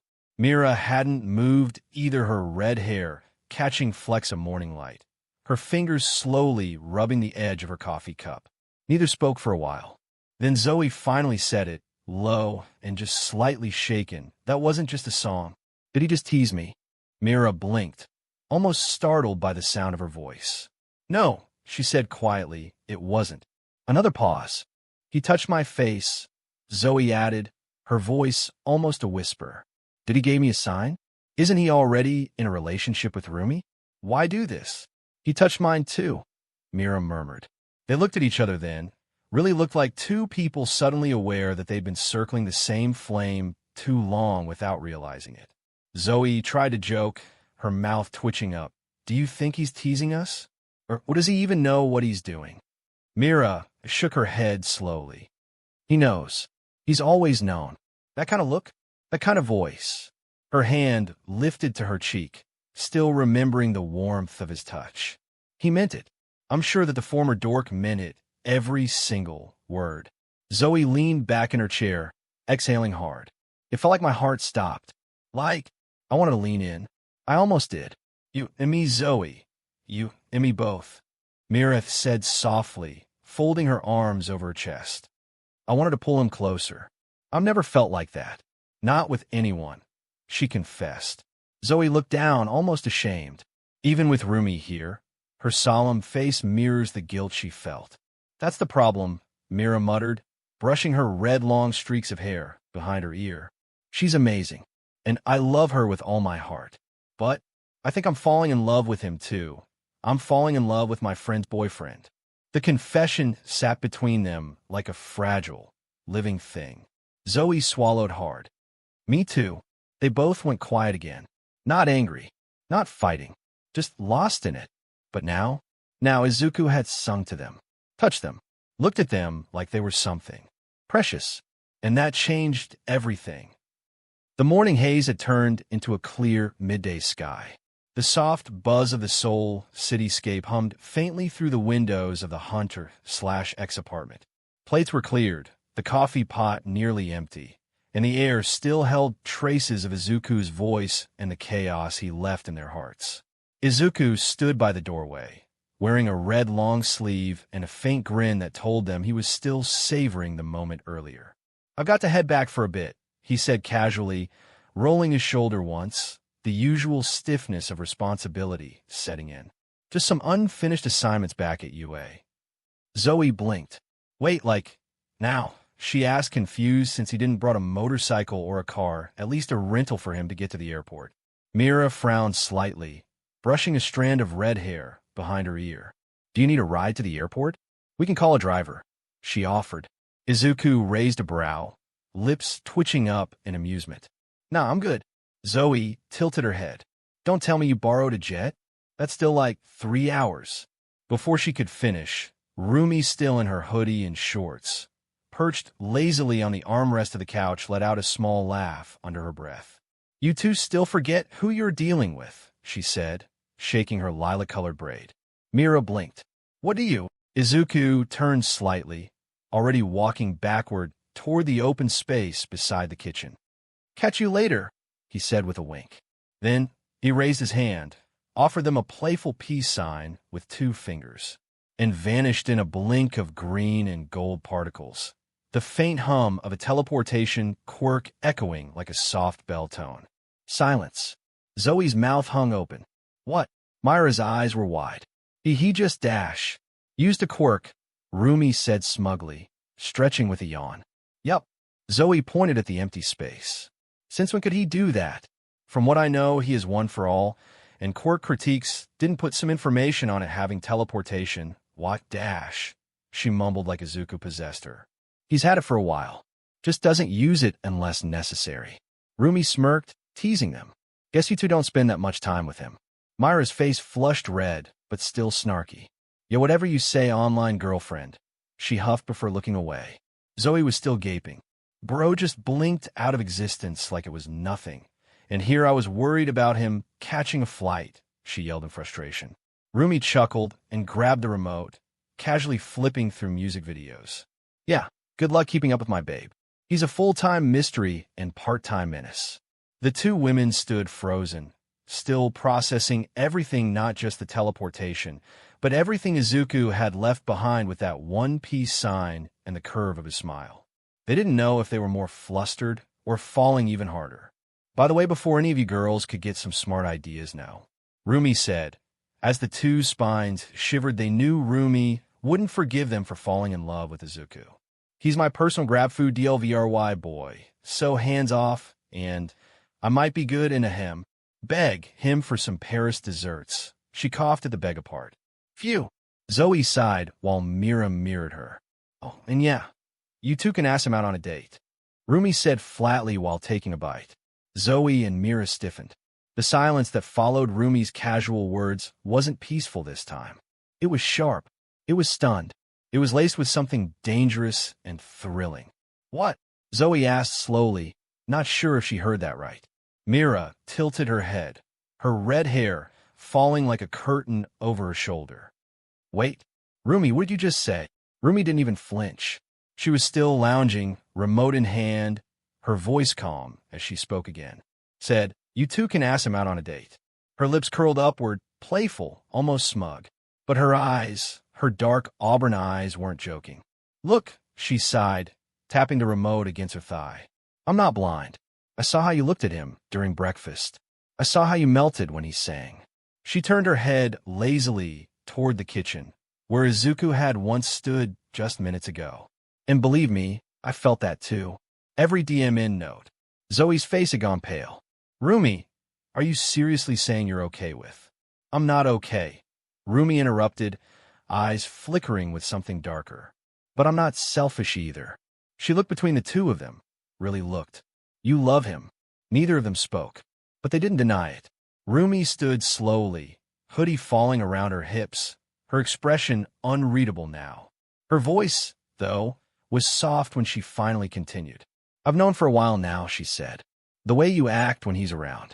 The way your moods change when he leaves. She walked past them, to the window, pulling the curtains slightly aside, as if watching the place where Izuku had vanished into thin air. I love him too, Rumi whispered. But this isn't some fairy tale. We're not in some anime we watch together, or some fanfiction we read together. He's changing, and if I'm being honest, she turned around, arms crossing tightly over her chest. I think he's capable of loving more than just one of us. Zoe swallowed hard. Her fingers gripped the hem of her sleeves tightly. You're saying You let us share? Rumi smiled faintly, a dry laugh escaping her. That word makes it sound weird. But yeah, kind of. Izuku is never the type to play people, Mira said slowly, unsure. He's too loyal. He wouldn't dash, she added. He wouldn't unless he felt it too. Rumi cut in. And girls, I saw the way he looked at you. Both of you. That's the same look he gave me months into our mutual relationship, like I'm someone he'd cherish more over the world. She moved toward the couch, flopping back down and picking up her phone like the conversation wasn't shifting their entire world. So think about it. Or don't. I'm not pressuring anyone, she said, tapping something on her screen with a little hum. But if you two are going to keep drooling every time he flexes or sings, just know I'm watching. That last part was laced with teasing, but the undercurrent was real. Mira and Zoe stared at each other, caught between disbelief, relief, and something close to fear. Because this wasn't just falling in love anymore. It was standing on the edge of something bigger. And Izuku? He was already at the center of it, the center of 3 women flocking around him. Izuku Midoriya POV / third-person POV. Izuku sat at his usual seat near the window, notebook open, pen in hand. The golden light of the afternoon sun poured in, casting a warm glow on his freckled face as he stared blankly outside. He hadn't written a word. Why do I feel like a war was just avoided? His pen hovered above the page, his brain running simulations faster than a support course server. Like something dangerous was about to explode, but then it didn't. Instead, it just settled. Like some kind of divine intervention. He blinked slowly. Nope, I'm probably just overthinking it. Must be from teleporting straight out of that apartment earlier, still not used to using quirks like that casually. It's fine. Everything's fine. He chuckled to himself. Besides, I'm just visiting Seoul to see my girlfriend, not cause a romantic Cold War. He let out a deep breath and started scribbling notes on hero law. Elsewhere, back in Seoul, Rumi casually stirred her coffee while Mira and Zoe sat across from her at the kitchen table of their shared Hunch/X apartment. All 3 women were oddly calm. No jealousy, no passive-aggressive stares, just a shared understanding. All right, Mira muttered, arms crossed. I'm okay if we build him a HRM, especially if I'm part of it. Zoe exhaled.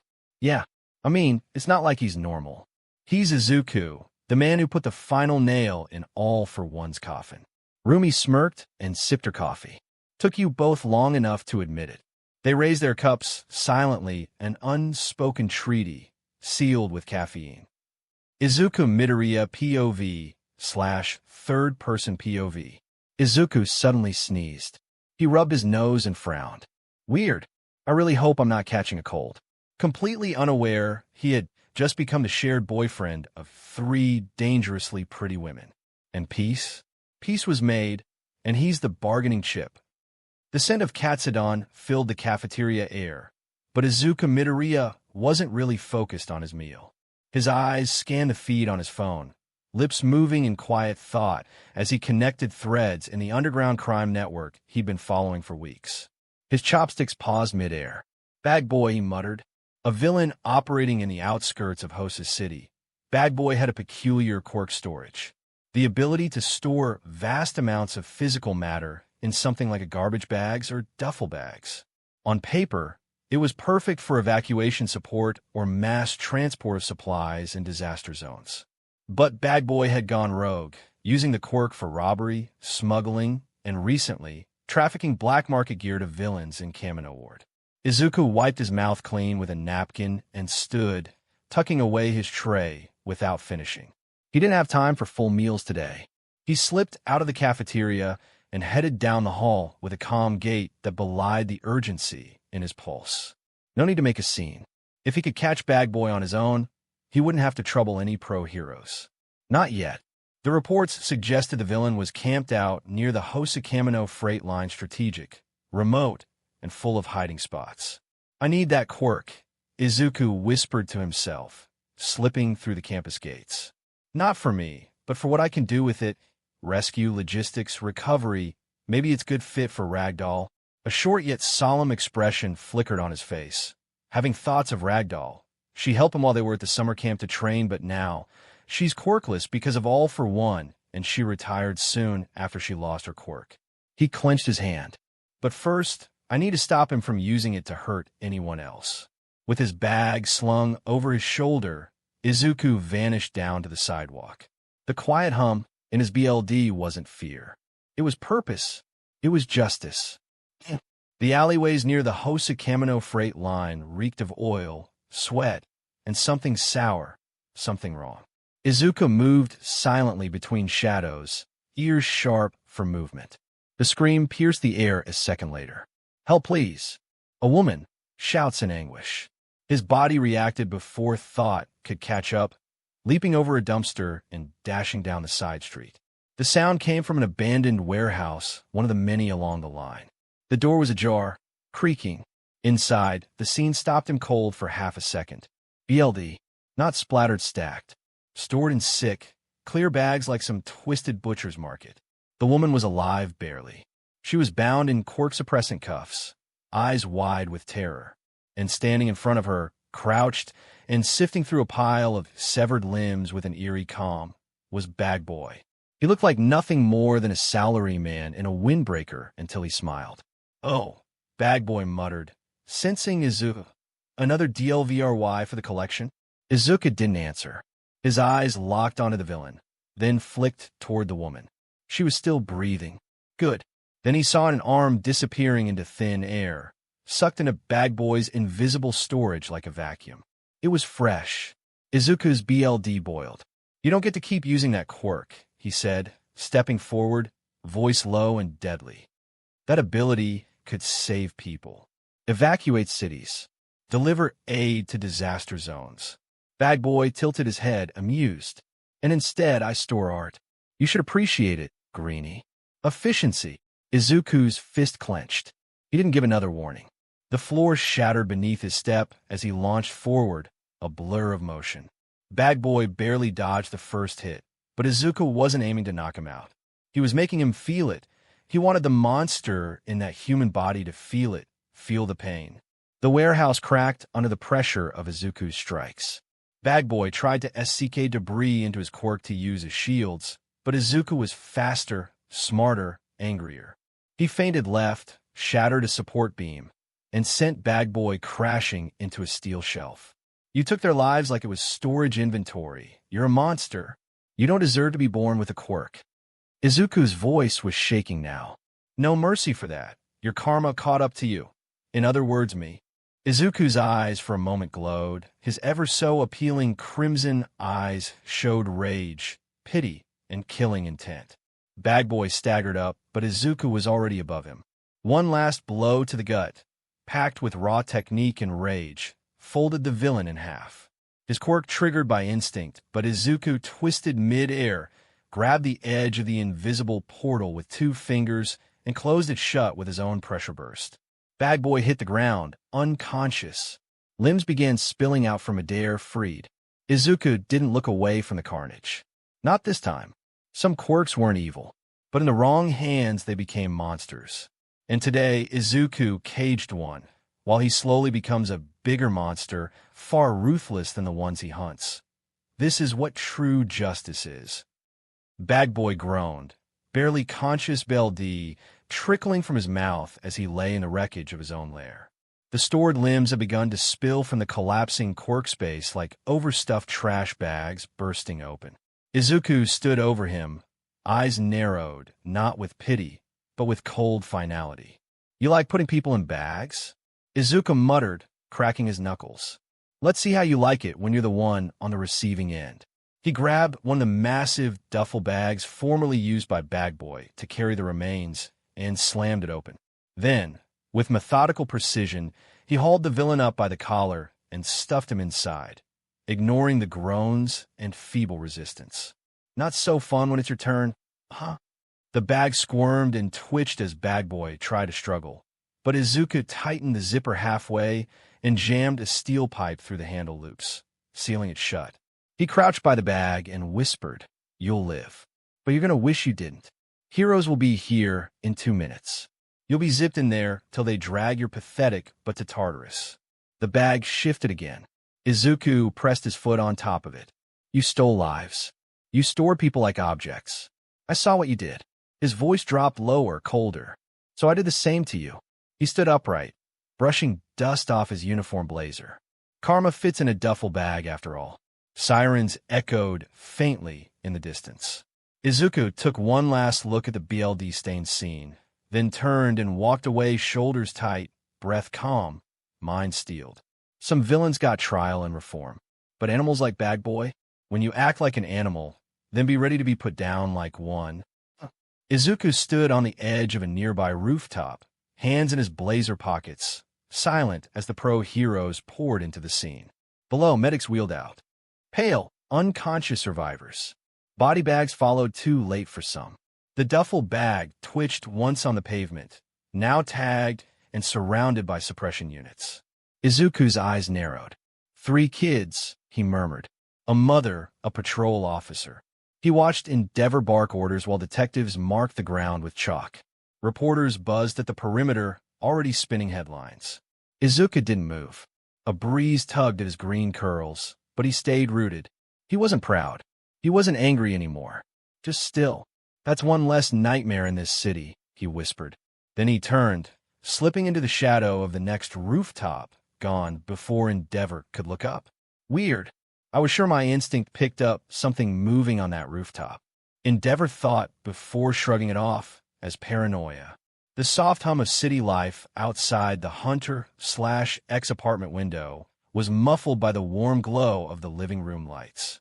It was already night, the moonlight casting silver shadows through the half-drawn curtains.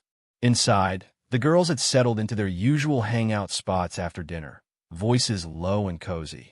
I still can't believe he said, "I'll make you free when you're all a part of me," Mira murmured, arms folded across a pillow, face slightly pink.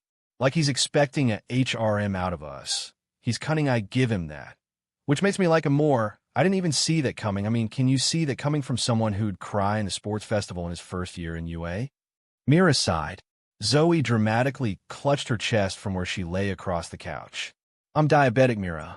I swear, if he says stuff like that again, I might literally meld into his arms. That boy is too sweet. It's a health hazard. He's gonna be the death of me, and I'll like it. Rumi, perched near the window with a lazy grin, sipped from her bottle of juice. You should have seen your faces. He barely even tried, and you both looked ready to elope. Honestly, you two, we have CCTV here, and your reactions are priceless. Mira tossed a pillow at her. Like you're any better. You're always blushing whenever you tell stories of him, she retorted. I, for once, is guilty. Rumi said smugly, catching the pillow. Can you blame me, though? She snickered.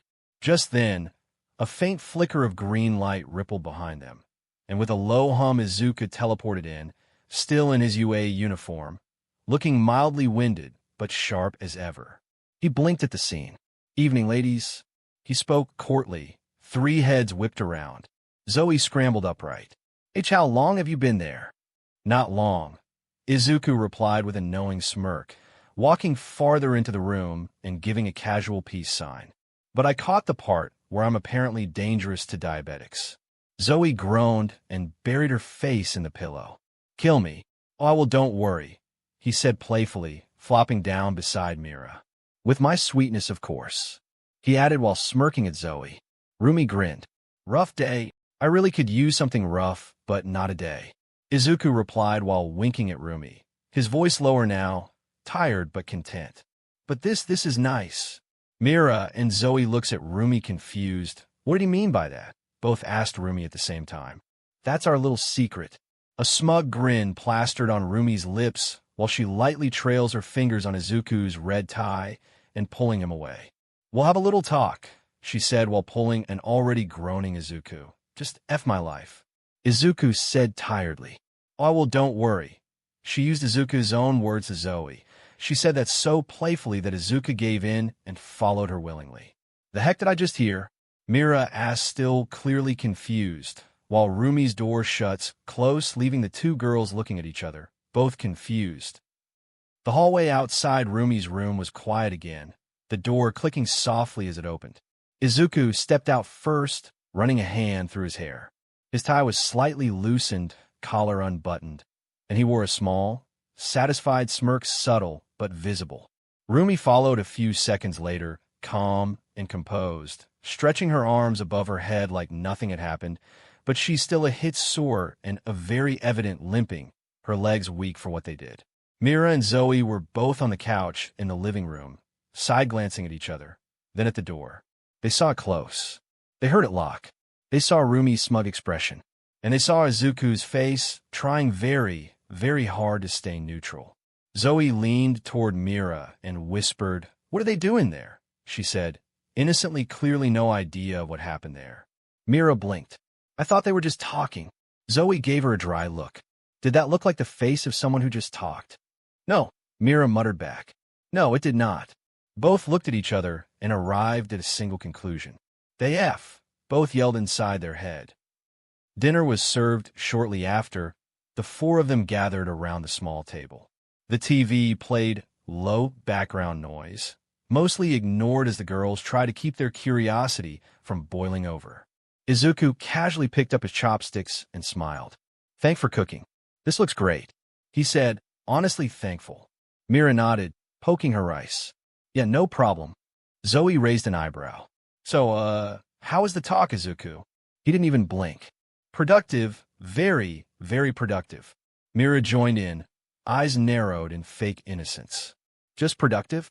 Izuku took a long sip of water, then gestured to the side dishes. "The miso's really good tonight. Did you add ginger?" Rumi nearly snorted into her food. Zoe leaned to Mira again and muttered, "He's dodging harder than a villain." Mira nodded solemnly. "Very serious." Her eyes locked on Izuku's opened uniform, his chest filled to the brim with red marks.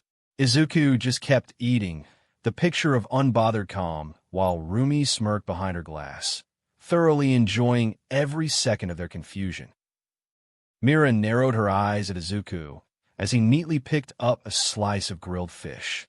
"So, just to clarify," she began slowly, "you walked into Rumi's room, closed the door, locked it, and then emerged 40 minutes later looking like you wrestled a ghost."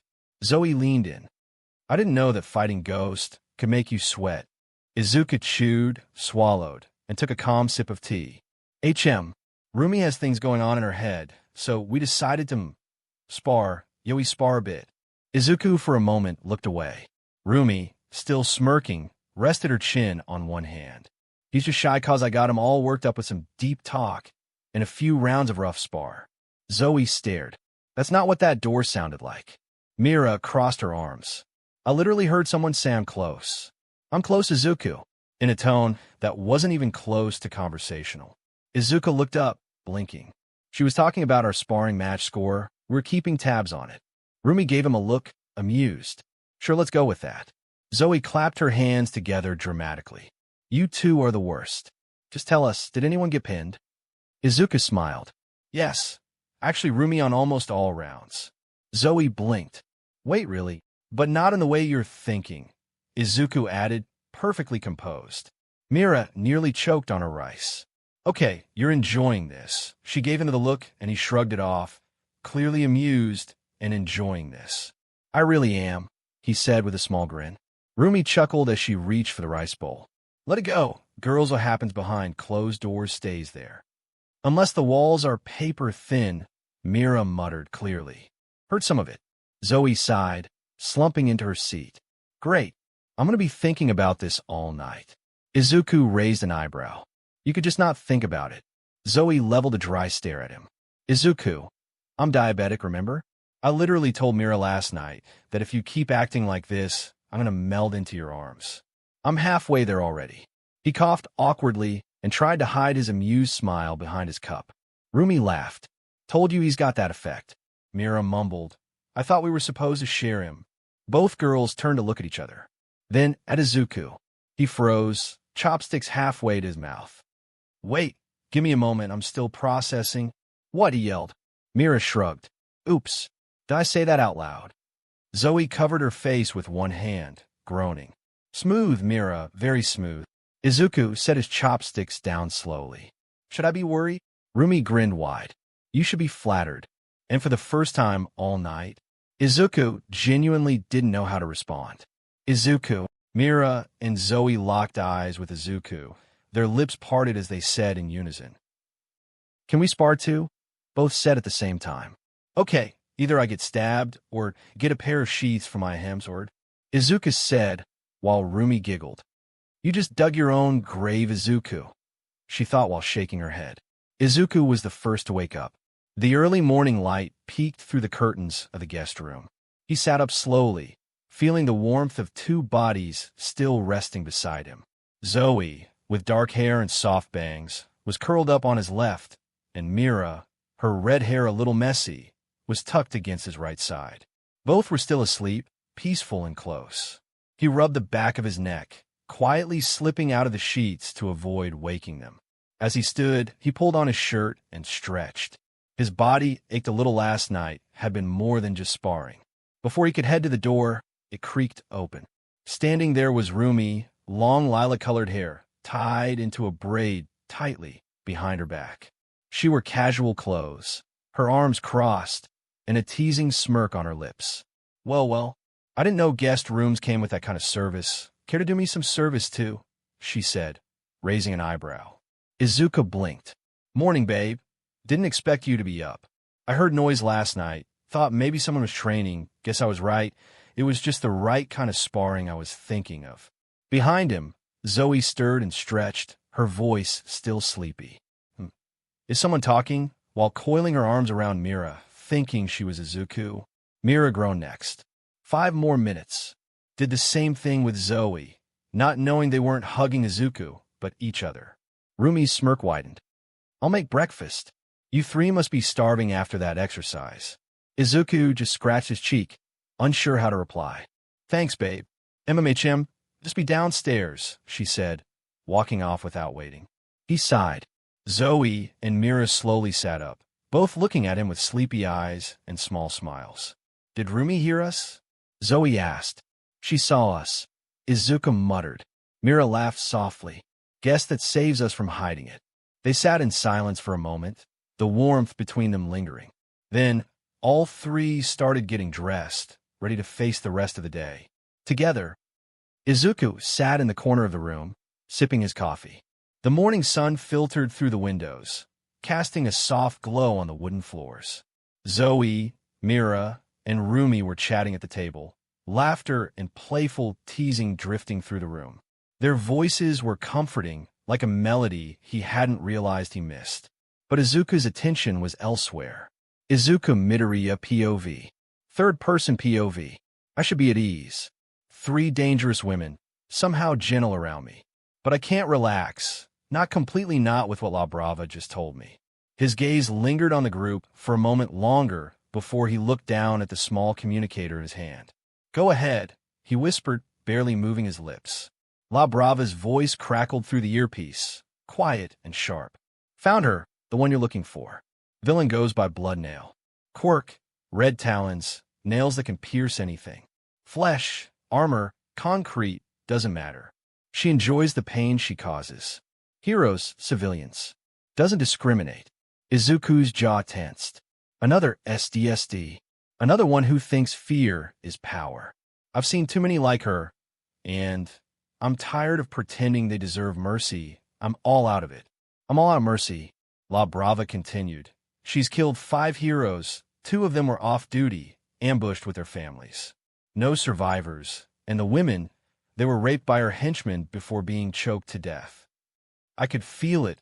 Anger was bubbling inside me. Right now, if we ever see each other, I'd kill her and won't even feel guilty about it. Silence stretched for a beat. "I'll handle it," Izuku muttered. His eyes hardened, the calm in them freezing over. La Brava paused. "You sure you're up for this, Izuku?" "This one. She works under someone called GWMA. Never heard of him before. But the whispers say he's been around far longer than All for One. Some kind of old demon." Izuku stood, sliding the communicator into his pocket. He glanced one last time at the girls. Rumi looked up and met his eyes. She smiled softly, unaware of the storm brewing behind them. "I don't care. I don't care if this GWMA is an old demon or something. He's not the only demon around here. I may have the face of a hero, but I peered deeper into the abyss." "A demon, huh?" Doesn't matter how old they are. If they hurt people, I'll end them all the same. He turned away, his voice low but firm. I'm heading out. I won't be long. The city slums always had a stench mildew, oil, and rust mixed with old regrets. Under a busted neon sign, reading Koenji's repairs, the alley shimmered faintly with puddles of rain and broken dreams. 3 civilians, a middle-aged courier, his teenage daughter, and a janitor who just finished a night shift, cowered against a cracked brick wall. Their faces were pale, eyes darting between the looming shadows and the woman standing before them. Bloodnail. Her heels clicked slowly across the concrete, deliberate and sharp. Each step echoed like a countdown, her silhouette framed by the flicker of a broken streetlight. Her red nails long, curved, shimmering like liquid ruby, stretched outward unnaturally. Her voice, smooth as silk soaked in venom, cut through the silence. You know, I don't usually bother with cleanup, but F it, GW said I'd have to do some cleanup here in Japan. I mean, no trace. She said casually, inspecting her nails as if they were painted works of art. But you lot had the misfortune of watching something you shouldn't have. Drag deal's not your business, but now you're involved. All happened because you people can't keep your eyes off of something. The courier shook his head frantically. We won't tell anyone. Please, we didn't even understand what we saw. Bloodnail tilted her head. Oh, I believe you, no doubt about that. He blinked, a flicker of hope crossing his face. That's what makes this fun. With a lazy flick of her wrist, a crimson nail extended like a spear and embedded itself into the concrete beside the janitor's foot, not touching, but close enough to draw a scream. The teenager whimpered. Please don't hurt my dad. Bloodnail crouched down beside her. Sweetheart, she whispered, brushing a strand of the girl's hair behind her ear with a single gloved finger. You'll learn something precious tonight. Pain is honest. Pain doesn't lie, people do. Suddenly, her nail snapped outward and scraped against the wall, carving a jagged scar across the bricks. The sound was sharp, teeth-grinding. The janitor dropped to his knees, muttering apologies to no one in particular, his brain short-circuiting in terror. Bloodnail turned her attention to him. Do you know how many people beg? She asked the air, more to herself than to him. So many they cry, they swear. But once they're broken, they become so quiet, it's almost poetic. The courier lunged forward, desperate. Leave them alone. Hurt me instead. She froze, then turned, slowly, eyes narrowing. You trying to bargain with me? She said, amused. He nodded quickly, tears streaming. I'm begging you. A beat passed. Then Bloodnail let out a soft chuckle, a genuine, amused giggle that echoed off the alley walls. You're brave, she said, her voice low now. But you misunderstand. And in a single motion, her nails flared outward like a fan of knives, slamming into the walls around the group. Thump, thump, thump, thump, narrowly missing them, but closing off any path of escape. The civilians huddled together, trembling. This isn't punishment, she whispered. This is my hobby. The air grew colder. Rain began to fall, slow and steady, hissing as it touched her heated nails. Red light danced along the walls. Her grin widened as she stepped forward again, then stopped. A chill ran up her spine. Bloodnail turned her head slightly, sensing something. No, not someone. Something was watching her. But when she looked up at the rooftop, only shadows. Still, her smile returned. Well, well, she muttered. Maybe tonight won't be just about fun. The civilian sobbed, too broken to move, too terrified to speak. And Bloodnail stood in the rain, basking in the fear like a predator waiting for her next moment.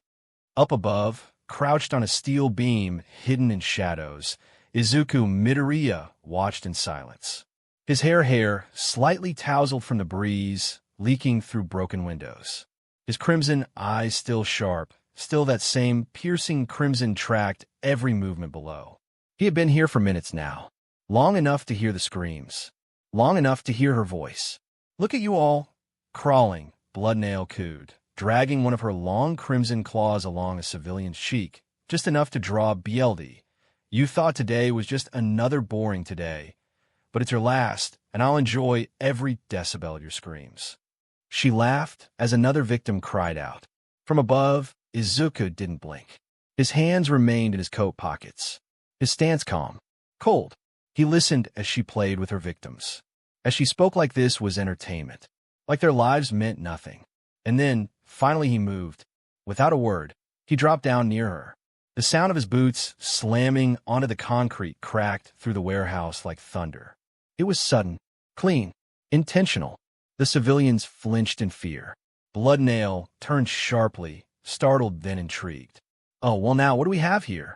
Her eyes scanned the newcomer, pale hair, black coat, no emblem, no mask, just a quiet weight in the air like gravity bent around him. Izuku Midoriya, she said slowly, realization dawning in her voice. Didn't think the ghost of a hero would show up in my little playground. Izuku didn't respond at first. He looked past her to the bleeding man, the terrified woman, the fear lingering in the air. Then he looked at her. I heard enough, he said coldly while glaring daggers at her. Bloodnail grinned, licking her claws. Good, then you know what I do, and what I'm about to do to you. Izuku finally stepped forward, slow and deliberate. His white hair caught the overhead light, giving him an almost ethereal glow. He spoke quietly, but every word hit like steel. No, he said, you've done enough. He raised his hand. And I'm here to erase every last piece of it. Run along now, you guys. I won't let you all see what happens next. He waved his hand off, signaling the civilians to run. They didn't hesitate. Thank you, white-haired Deku, the teenager yelled before dragging the two along. One limping, but they needed to live, to stay alive, to report what that villain was doing around those blocks. Get back here. She sneered at the civilians who already got away, then shot her glares towards Izuku, who was smirking. You? I won't let you run away, you BSDRD. You'll pay for making my toys for pleasure, to run away. She screamed at him. Izuku didn't give a single damn in. Run? Who said I'm running away, no? Karma doesn't run. It chases people down. The air felt heavier more than before, and she felt it. Izuku twirls around his white hair. You say you like screaming, he said. Now his crimson eyes glared down at her like she was a demon animal. I will make you scream. Izuku Midoriya POV. Third-person POV. She smiled when they screamed, laughed when they begged. I watched her cut deep into that woman's leg just for looking at her. The guy tried to protect her, ended up with a hole in his shoulder the size of a baseball. All because they saw her dealing quirk drags. That was their only crime. That wasn't even a crime. They were just civilians who stumbled upon them. She didn't just hurt them. She enjoyed it, every second of it. Like their pain gave her power. Bloodnail isn't just some thug or psycho with a flashy quirk. She's a SDSD. She tortures because she wants to, because it makes her feel in control, in charge, like a god. She didn't even hesitate. There was no plan, no warning. Just slash, scream, laugh, again and again. And I'm supposed to let her live? He narrowed his glowing crimson eyes, the shadows of the alley dancing across his pale, white hair. And no, people like her, they don't stop. You can throw them in Tartarus. You can chain them, sedate them, give them therapy, a second chance, even a third one. But they don't stop, because the world lets them breathe. She didn't show mercy. His hand curled into a fist, the knuckles cracking slowly. And neither will I. She's not walking out of this alley alive. Whoever she's working for, whoever this GWNA is, I will hunt them down, every single one of them. For once, all for one, you're right. In order to beat a monster, you have to become the bigger. MONSDR. Third-person POV. Izuku didn't hesitate. He teleported behind her and lunged a hand forward, but she dodged it. You'll have to try better than that if you want to catch me, little hero, she teased, malice very evident in her voice. Oh, that's where you're wrong. I'm not catching you. I'm killing you, for good, for the betterment of this damned city. Izuku replied. The malice from Izuku's mouth greatly overshadowed Bloodnail's thirst for BLD. Her nails extended red, sharp, glowing with energy. One swipe could cut through steel, and she moved like lightning. But Izuku? He was already gone from where? She aimed. He reappeared behind her mid-air silent. No wasted breath. Crack! His boot connected with her back, sending her crashing into the wall like a cannonball. That all you got? Izuku growled. Bloodnail laughed through the pain, her grin wide and twisted. I like the rough ones. No thank you. I'm not interested in some pain nympho, especially not in some cheap cougar like you. Her hands flared again, claws sharpening mid-motion, and she slashed upward. Izuku ducked, rolled to the side, then grabbed her wrist mid-swing. Her eyes widened. WH-. Snap. Izuku twisted it until her elbow bent the wrong way. She shrieked in pain. I'm not here to impress you, he said, dead cold. You're not walking out of this alive. Bloodnail screeched, lunging again with her other arm. But Izuku caught that to his grip like iron. You like pain? He whispered, nose inches from hers. Good, because I'm about to make you drown in it. Boom. He drove her head first into the pavement. The impact cracked the ground and echoed through the alley like thunder. She tried to roll away, coughing, bleeding, her face scraped and swelling. But Izuku was already above her again. He didn't let her breathe. He ripped through her quirked nails, tearing at her hands with brutal precision, breaking every bone that made her dangerous. Her screams filled the air. And Izuku? He didn't flinch. He grabbed her by the throat, lifting her up with one hand, her feet dangling. You like hearing people beg? He asked, voice low, almost whispering. Where's your laughter now? Bloodnail clawed at his hand, choking. Tears streamed down her face as BLD dripped from her mouth. I was just following orders, she managed to GG. Wrong answer. Izuku slammed her into the wall again. This time, the concrete cracked behind her like spiderwebs. You chose to do this. You chose to hurt them. You smiled when they screamed. He dropped her, and as she slumped, broken and gasping, Izuku's voice cut like a blade. Now it's your turn. She didn't scream that time. Her body was too broken. But Izuku wasn't done. He summoned a concentrated burst of power into his palm, energy swirling, glowing violet blue in the dark alley. You won't get a trial. You won't see Tartarus. You're not a villain anymore. He stared straight into her terrified eyes. You're just a body now. Foom. The blast pierced her chest straight through. The light faded. And just like that, Bloodnail was gone. Ash. Silence. Only the flicker of a distant street light remained. And Izuku stood in the middle of it, white hair ruffled by the wind, BLD on his gloves, staring at nothing. No smile. No words. Then, Izuku goes closer to her. You're not done. Yet, death is too light for you. He whispered to her ears as he reached out a hand to the cold corpse of Bloodnail. Heal. A quirk he stole from a villain days ago, which lets even people be healed, even those who died in the time span of 20 seconds. What happened? I was supposed to be dead. She checks her body. The hole was gone. Death is too good for you. Mercy is not my game anymore. You had done too much to receive an ounce of mercy from me. Izuku broke her legs, both of them with a resounding yet satisfying crack. Crack. Crack. Each crack represents each of her broken legs. I can't afford you to run now, can I? He said, Why, you're a monster, she yelled, and that caused him to smirk. Coming from someone like you, that's a compliment if I ever heard one. His foot met her face once again. She was sent flying to a nearby wall. Get away from me, you monster. Izuku didn't want to hear it. He didn't give a damn in what she say. Now that's cute. Now you're the one who's begging. He didn't hesitate and hold her in a chokehold again. Let and me. Go, she yelled, and spat on Izuku's face when her breathing becomes manual. She's trying her best to squirm out of Izuku's grasp. You don't deserve your quirk, Izuku said, while her skin turned pale. Who cares? I still have it. I'm born with this tool. She spoke, pausing for inhaling her, since Izuku's grasp on her neck is somehow loose, but she couldn't get his hand off. Not for long. You see it as a tool. I see it as a blessing to help others. Izuku used his other hand and rested it on her forehead.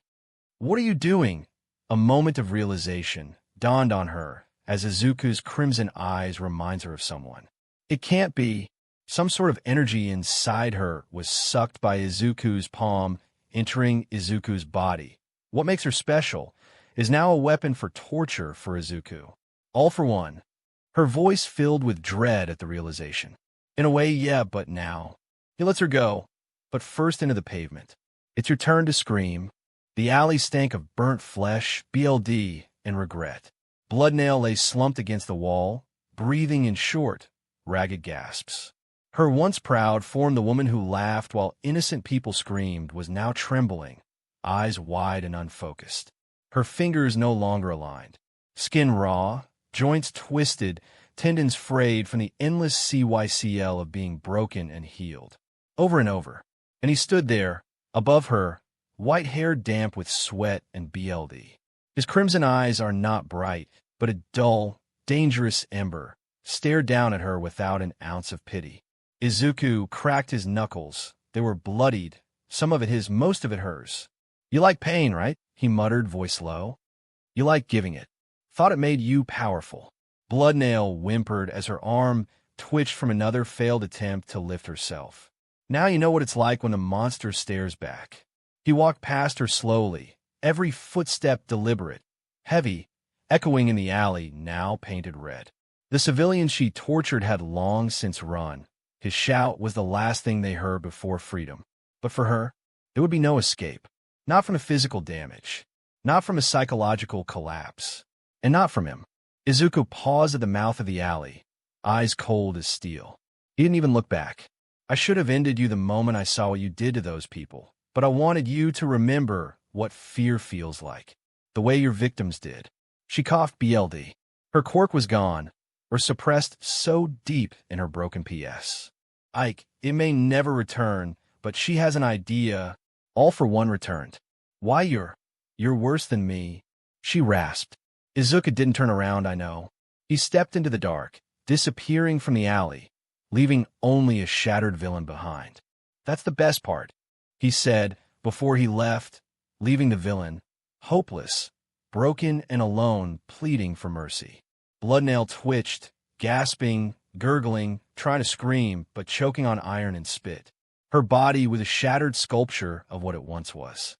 Fingers broken and mangled, ribs caved in from countless strikes, nerves screaming in agony with every breath. Izuku was gone. He had walked away, and she was dying. Help! Someone, please!" Her voice was barely audible. A cracked whisper in the wind. No one came. Hero. I give up. I give." She tried to lift a hand, the one he broke the worst. It folded like wet paper. Tears streamed down her bruised face. Her lips trembled as she sobbed. "I don't want to die, not like this, please, anyone." BLD pooled under her, thick and warm. Her quirk was gone, her strength gone, her pride disintegrated. She had inflicted pain on hundreds, maybe more. But now she was just a scared girl, alone in an alley, begging to survive. And no one answered her. Only the quiet hiss of BLD leaking from open. Wounds replied, "Izuku Midoriya, you F monster." Her body seized once hard and then slumped completely. A final breath shuddered from her lungs, eyes wide open in frozen terror. The silence that followed was deafening. Bloodnail, the sadistic villain who once laughed at suffering, died crying out for mercy, the same mercy she never gave her victims. Soon later, Izuku walked back in again and emotionlessly looked at Bloodnail's lifeless corpse. "You're right. I am a monster," he said before he disappeared by using his teleportation quirk and went back to Hunter/X apartment. UA Dorms Class 3A Common Room. A quiet tension filled the dorm's common room. The TV blared with breaking news. Third high-risk villain found dead. Bloodnail's quirk mysteriously erased. The camera panned across the scene in Tatooine District. Yellow police tape, reporters swarming the area, and a covered body on a stretcher. Mina was the first to speak. "Third one this month." "Yeah," Ciro added, brows furrowed. "First was Xavier, right? That guy with the force field quirk?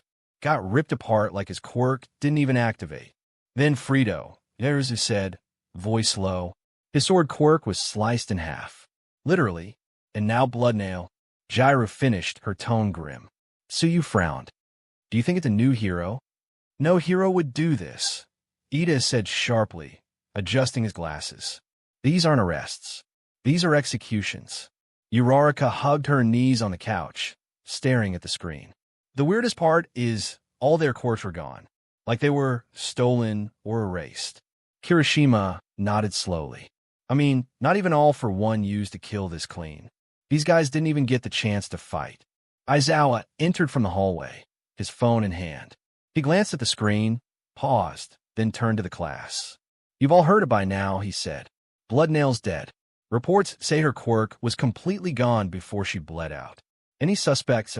Kaminari asked. No. Aizawa's voice was calm, but serious. Whoever did this is clean. No fingerprints. No cameras. No witnesses. 3 high-profile villains, Momo said. All taken down in less than 3 weeks. Indika, Tin, and now Kamino. It's a pattern, Jiru added. Someone's moving through cities that used to be hotspots for villain activity. Bakugo crossed his arms, glaring at the screen. Who the hell hunts villains like that, and doesn't leave a name? Maybe they don't want one, Aizawa said. And that's what worries me. So, probably not the dead, all for one. Mina asked, her voice hopeful. No. Aizawa shook his head. Whoever this is, they're not taking quirks to build power. They're erasing threats. Cold and methodical. Like a one-man execution squad, Tokoyami muttered. Silence followed. The screen cut to a reporter speaking live. Authorities are calling the attacker an unknown phantom enforcer, a possible vigilante, or underground agent. The room went still. No one said it out loud. But the same thought crossed every student's mind. Whoever was doing this, they weren't just another villain. And they weren't a hero either. The door to the Hunter/X apartment creaked, opened slowly quiet. Too quiet for someone like Izuku Midoriya, especially after a night like this. White-haired, BLD splattered, and trembling beneath the weight of what he had done. Izuku stepped inside like a ghost. The door clicked shut behind him. Silence followed. Rumi sat curled up on the couch, phone in hand, the dim screen casting a cold glow across her face. She wore one of Izuku's hoodies, an oversized black one that practically swallowed her frame. She liked them big, not just because they were comfortable, but because they covered her. Neck to waist, her skin was hidden. The sleeves went past her wrists, only the tips of her fingers peeking out as she gripped her phone. She never let her arms show anymore. Not since the demon marks started spreading. Mira and Zoe didn't know. She made sure of that. Baggy hoodies, high collars, layers upon layers. Only Izuku had seen. Only he knew what pulsed under her skin like cursed veins. But right now, she wasn't thinking about that. She was thinking about him. Babe, what happened to you? She half shouted, phone slipping from her hand onto the couch. He didn't answer. He just stood there in the dark hallway, his shoulders hunched, BLD dried into the folds of his shirt, and his eyes empty. His breathing was shallow, as if every inhale hurt, as if breathing itself was guilt dragging itself through his ribs. She got up slowly, hoodie sleeves swaying, and walked over to him. He didn't meet her eyes. She wrapped her arms around him anyway. He flinched, not from her touch, but from himself, from the way her warmth felt too kind for someone who'd just done what he did. I saw the news, she whispered. It's all over. People are freaking out. He stayed silent. Rumi tightened her grip, her chin resting gently against his chest. They're saying Bloodnail died in an alley. No signs of her quirk. No footage. Nothing. She looked up. But I know it was you, was it? She asked. His throat tightened. He didn't deny it. She deserved it, didn't she? Rumi asked, softer now, searching his eyes. That beach wasn't human. Izuku didn't speak for a long time. Then, I felt good, he muttered. For a moment. When I broke her. When I saw the terror in her face. It felt good, babe. I'm becoming a monster. Rumi didn't pull away. But now, he looked down at his hands, at the dried BLD under his fingernails. Now I feel like I lost something. Like a piece of me stayed in that alley. You didn't lose anything, Rumi said firmly. You just saw the truth of this city. This world doesn't need heroes who pull punches anymore. Izuku shook. She held him tighter. She didn't care about the BLD on his clothes or the tremble in his voice. All she saw was him. The boy who always carried too much. the boy who needed to let some of it fall. "Hey," she said, nudging his chin up. "You're still you. You did what had to be done. That's all." She kissed him lightly on the corner of his jaw. He finally breathed. Rumi leaned her head against his chest, listening to the heartbeat he tried to bury under layers of vengeance and pain. "You're not alone," she whispered. "Babe, you have me. Zoe and Mira will be here for you." She tightened the hoodie sleeves around her hands, hiding the faint, pulsing red marks that threatened to climb higher up her arms. Not tonight. She couldn't let him see her broken too, not while he was already falling apart. And so, they stood there in silence. One bathed in BLD, the other hiding the scars he hadn't noticed yet. Both broken, both still trying to feel human, when a monster and a demon is hiding inside them. This marks the end of part 1 of What If Deku Had All for One and Huntrix Girls Harem. A big thanks to Prysmordia for granting the permission to feature this amazing fanfiction. Please like the video and subscribe to Deku Universe for more interesting stories. Thank you, and see you soon.